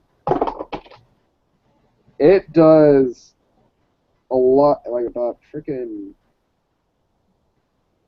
I'm saying about 8 damage on him, and so it sinks in and he goes as a little bit of blood kind of goes out, but he's still alive and breathing. All right, so that leads us to. Yeah, well, I just want to finish my round. I'm just walking closer to him calmly. I'm rotating my arm with the shield, the one that got cut, sort of as trying to loosen myself up, and using my bonus action to spend second wind, so I can heal up a bit. All right, cool. So I heal it all up. I heal 13 points of damage, and I only took a 12, so I'm back to full. All right, and then cool. I'm finished. All right, cool. Let's see here. Since I put Cooley in front of the orcs, this brings it to Tarek's turn. Okay, I'm gonna, as Garrick's walking up, he's gonna see a crossbow bolt lance out of the trees. I'm gonna shoot this guy while he's on the ground. All right, go ahead. I got a 17. That hits. Yeah, no, wrong ones. And I'm. Do I have? Well, I guess I'm hidden, so. Yeah. So let's see. That's 21 points of damage. Okay, with that, you fling off a crossbow bolt, and it sinks into his back, and he goes ah, and he lets up this big thing of big shot of rage, and his eyes kind of go wide, and he looks over towards you guys, and then he's going to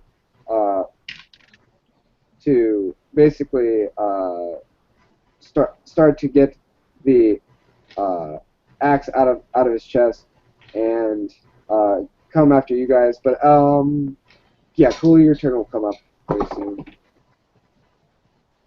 And he's going to come and swing at anything he can, and it's going to be he's going to try to get over the dead bodies of his comrades and swing over any person he can, which is going to be Cooley.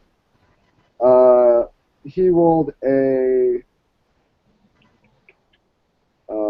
plus 9, 18. Does that hit? An 18? Oh yeah, yeah. Yeah, Heal. he's. Are you able to do opportunity attack on him? Yeah, did he have to actually go past me to get to Cooley?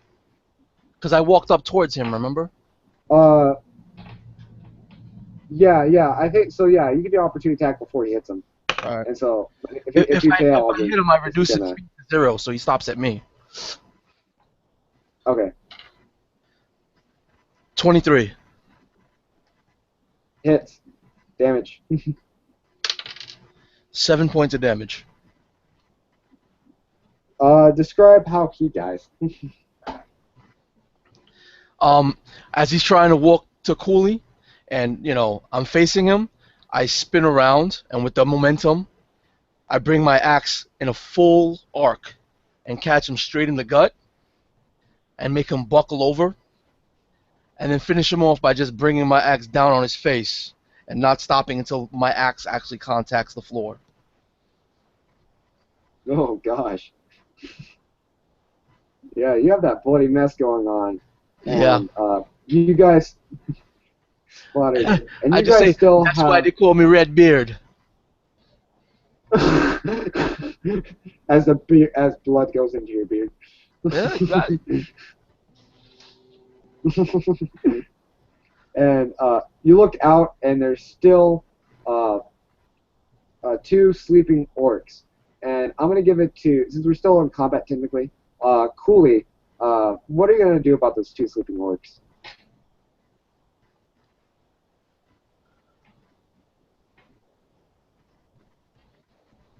Well,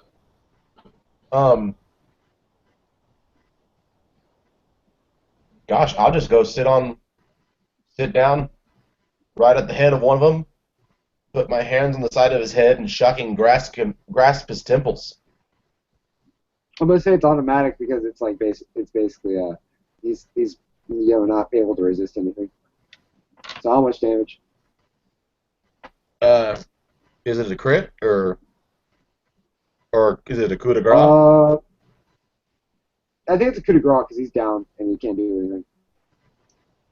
Okay. I've not coup de grace in this edition. I think it's called a I've killing blow only in this done. one. Yeah. Oh, shit.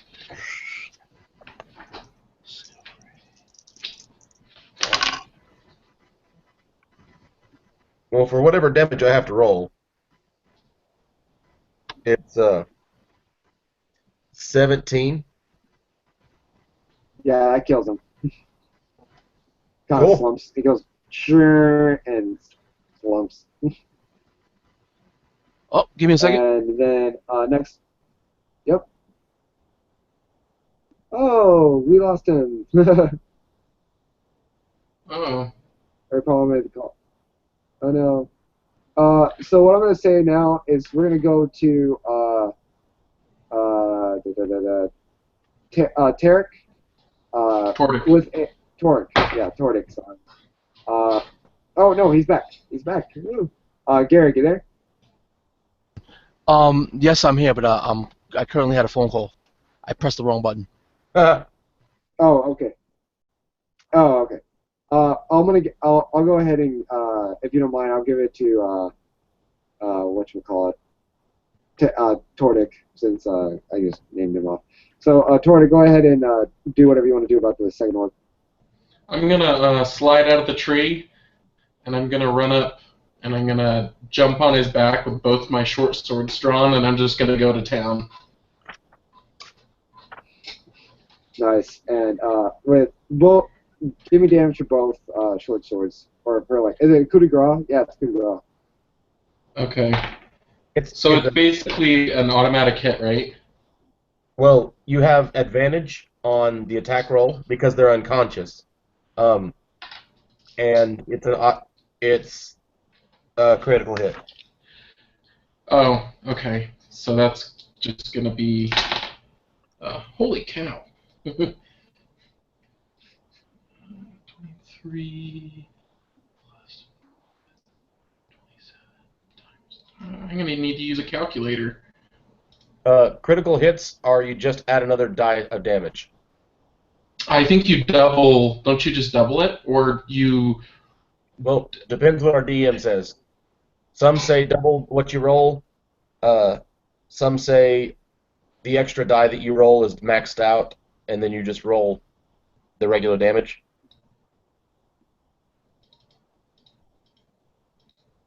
You there, Joshua? Oh yeah, yeah. Oh, sorry. How do you want Since to roll these guys critical kind of have, I'm gonna do what you call it, RD20 does, and max out the first hit die. I think. Well, I'm gonna do my own a little bit. Max out the first hit die, and then roll the other two. Roll as if you're doing a normal attack. Okay, well, I get. I'm guessing I have advantage, so I get sneak attack damage, Yeah. and Yep. so altogether that's gonna be without a crit. That's 5d6, and I got a 27 when I rolled that. So what am I doing? That first is that first 5d6 maxed? The one of the d6s is maxed. Only one of them. Yeah, It would one be of them the is same. maxed. So it would be or no, actually it was 27 total. So it'd be 27, and then is it doubled or no? That's just Well, so, well, with that It- already, you just basically murdered him. So you might as well just tell me how you kill him. oh man, I just jump on his back and I just go to town with my two short swords. Got him reverse grip, and I'm just wailing into his back, stabbing him over and over. I can't stand orcs. Enchanto-Ball players with problems.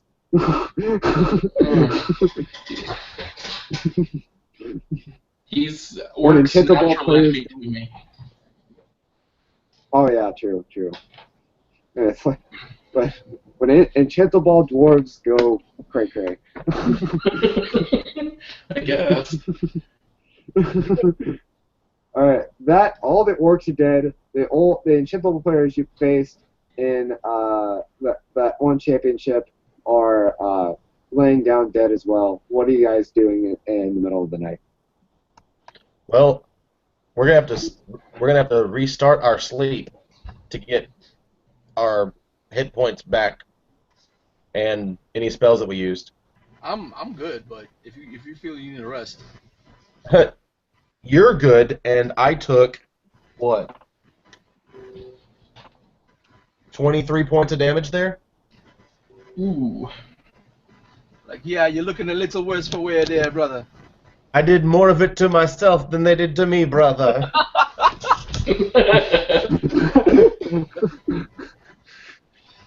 But I took out two of them at once and then came up with a third one. So Hey.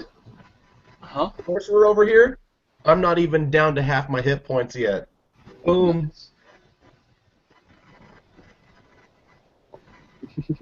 So you want to keep that little nap you had going, right? I would appreciate it greatly, yes. All right, cool. I tell you what, go ahead, go lay down. I got this. And then I just start going to the bodies and using they had swords, correct? Yeah. Yeah, I want to use those and hammer the swords into the trees and just sort of hang the bodies on the surrounding woods.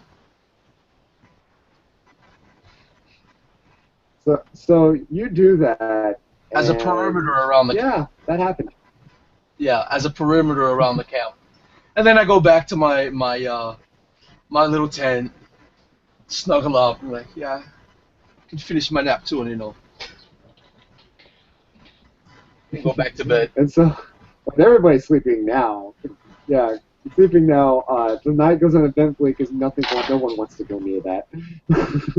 And you guys wake up and it's the dawn of morning. What do you guys want to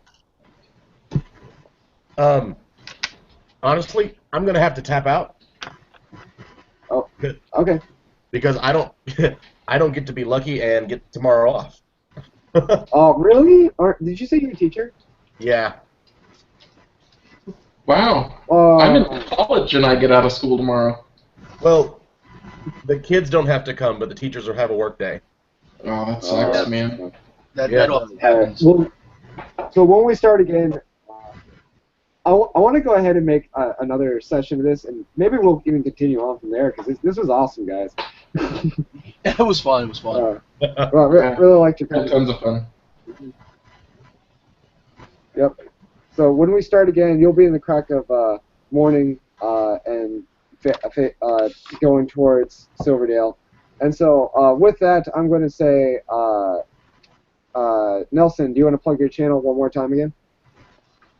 Sure, no problem. My name is Nelson. I run a YouTube channel, Infinite Roleplay. I build miniature terrain for RPGs, everything from buildings, forests. I make homemade flock, homemade texture paste. I have videos showing you how I do it, instructing you how to build your own terrain. I do sort of rule commentaries, sharing my ideas on how rules work, how to build characters, and how to run games a little fast and smoothly. I also do 3D characters and 2D art for RPGs, and I have a Twitter account and Facebook by the same name, Infinite Roleplay. Very cool, very cool. And again, this is Dice Roller Josh. All of these guys were awesome tonight. I had a lot of fun. Hopefully they did too. I'm going to be planning to probably do another session with these guys and maybe a couple more afterwards if all goes well. Just we'll see what happens.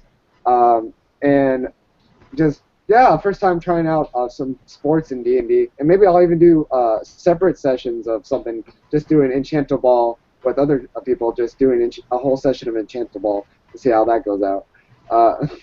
So Yeah, the that's a new Enchanto-Ball thing. was a blast.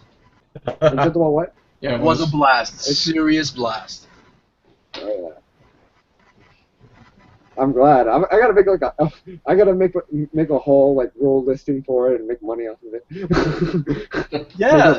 There was. I can't remember what system there was, but there's a game that has to do with getting sort of like favor and what was I think it was made that they were. I don't know, but it has to do with like favor and honor, and all sorts of points that you can gain and lose. So maybe that would be like amazing to incorporate into Enchanto-Ball and whatever other sports. Like working the crowd actually will have an effect, or Yeah. humiliation like what happened to the guy that lost his pants. Definitely, that was awesome. That was great, you guys. We'll come at you hopefully next week or whenever these guys are ready to play again, and I'll have some videos coming up. Check out the tabletop RPG one-shot group is where I found all these guys who were able to do it on Sunday. Growing group of guys able to pull this off, and also check out the RPG Brigade. And it's a great Facebook group and group in general of people who definitely seriously know what they're talking about whenever it comes to and sharing ideas about D&D, Pathfinder, and other games such as that. And that will be all, guys. This has been Dice Roll Josh. All of these guys are awesome, and check you out later.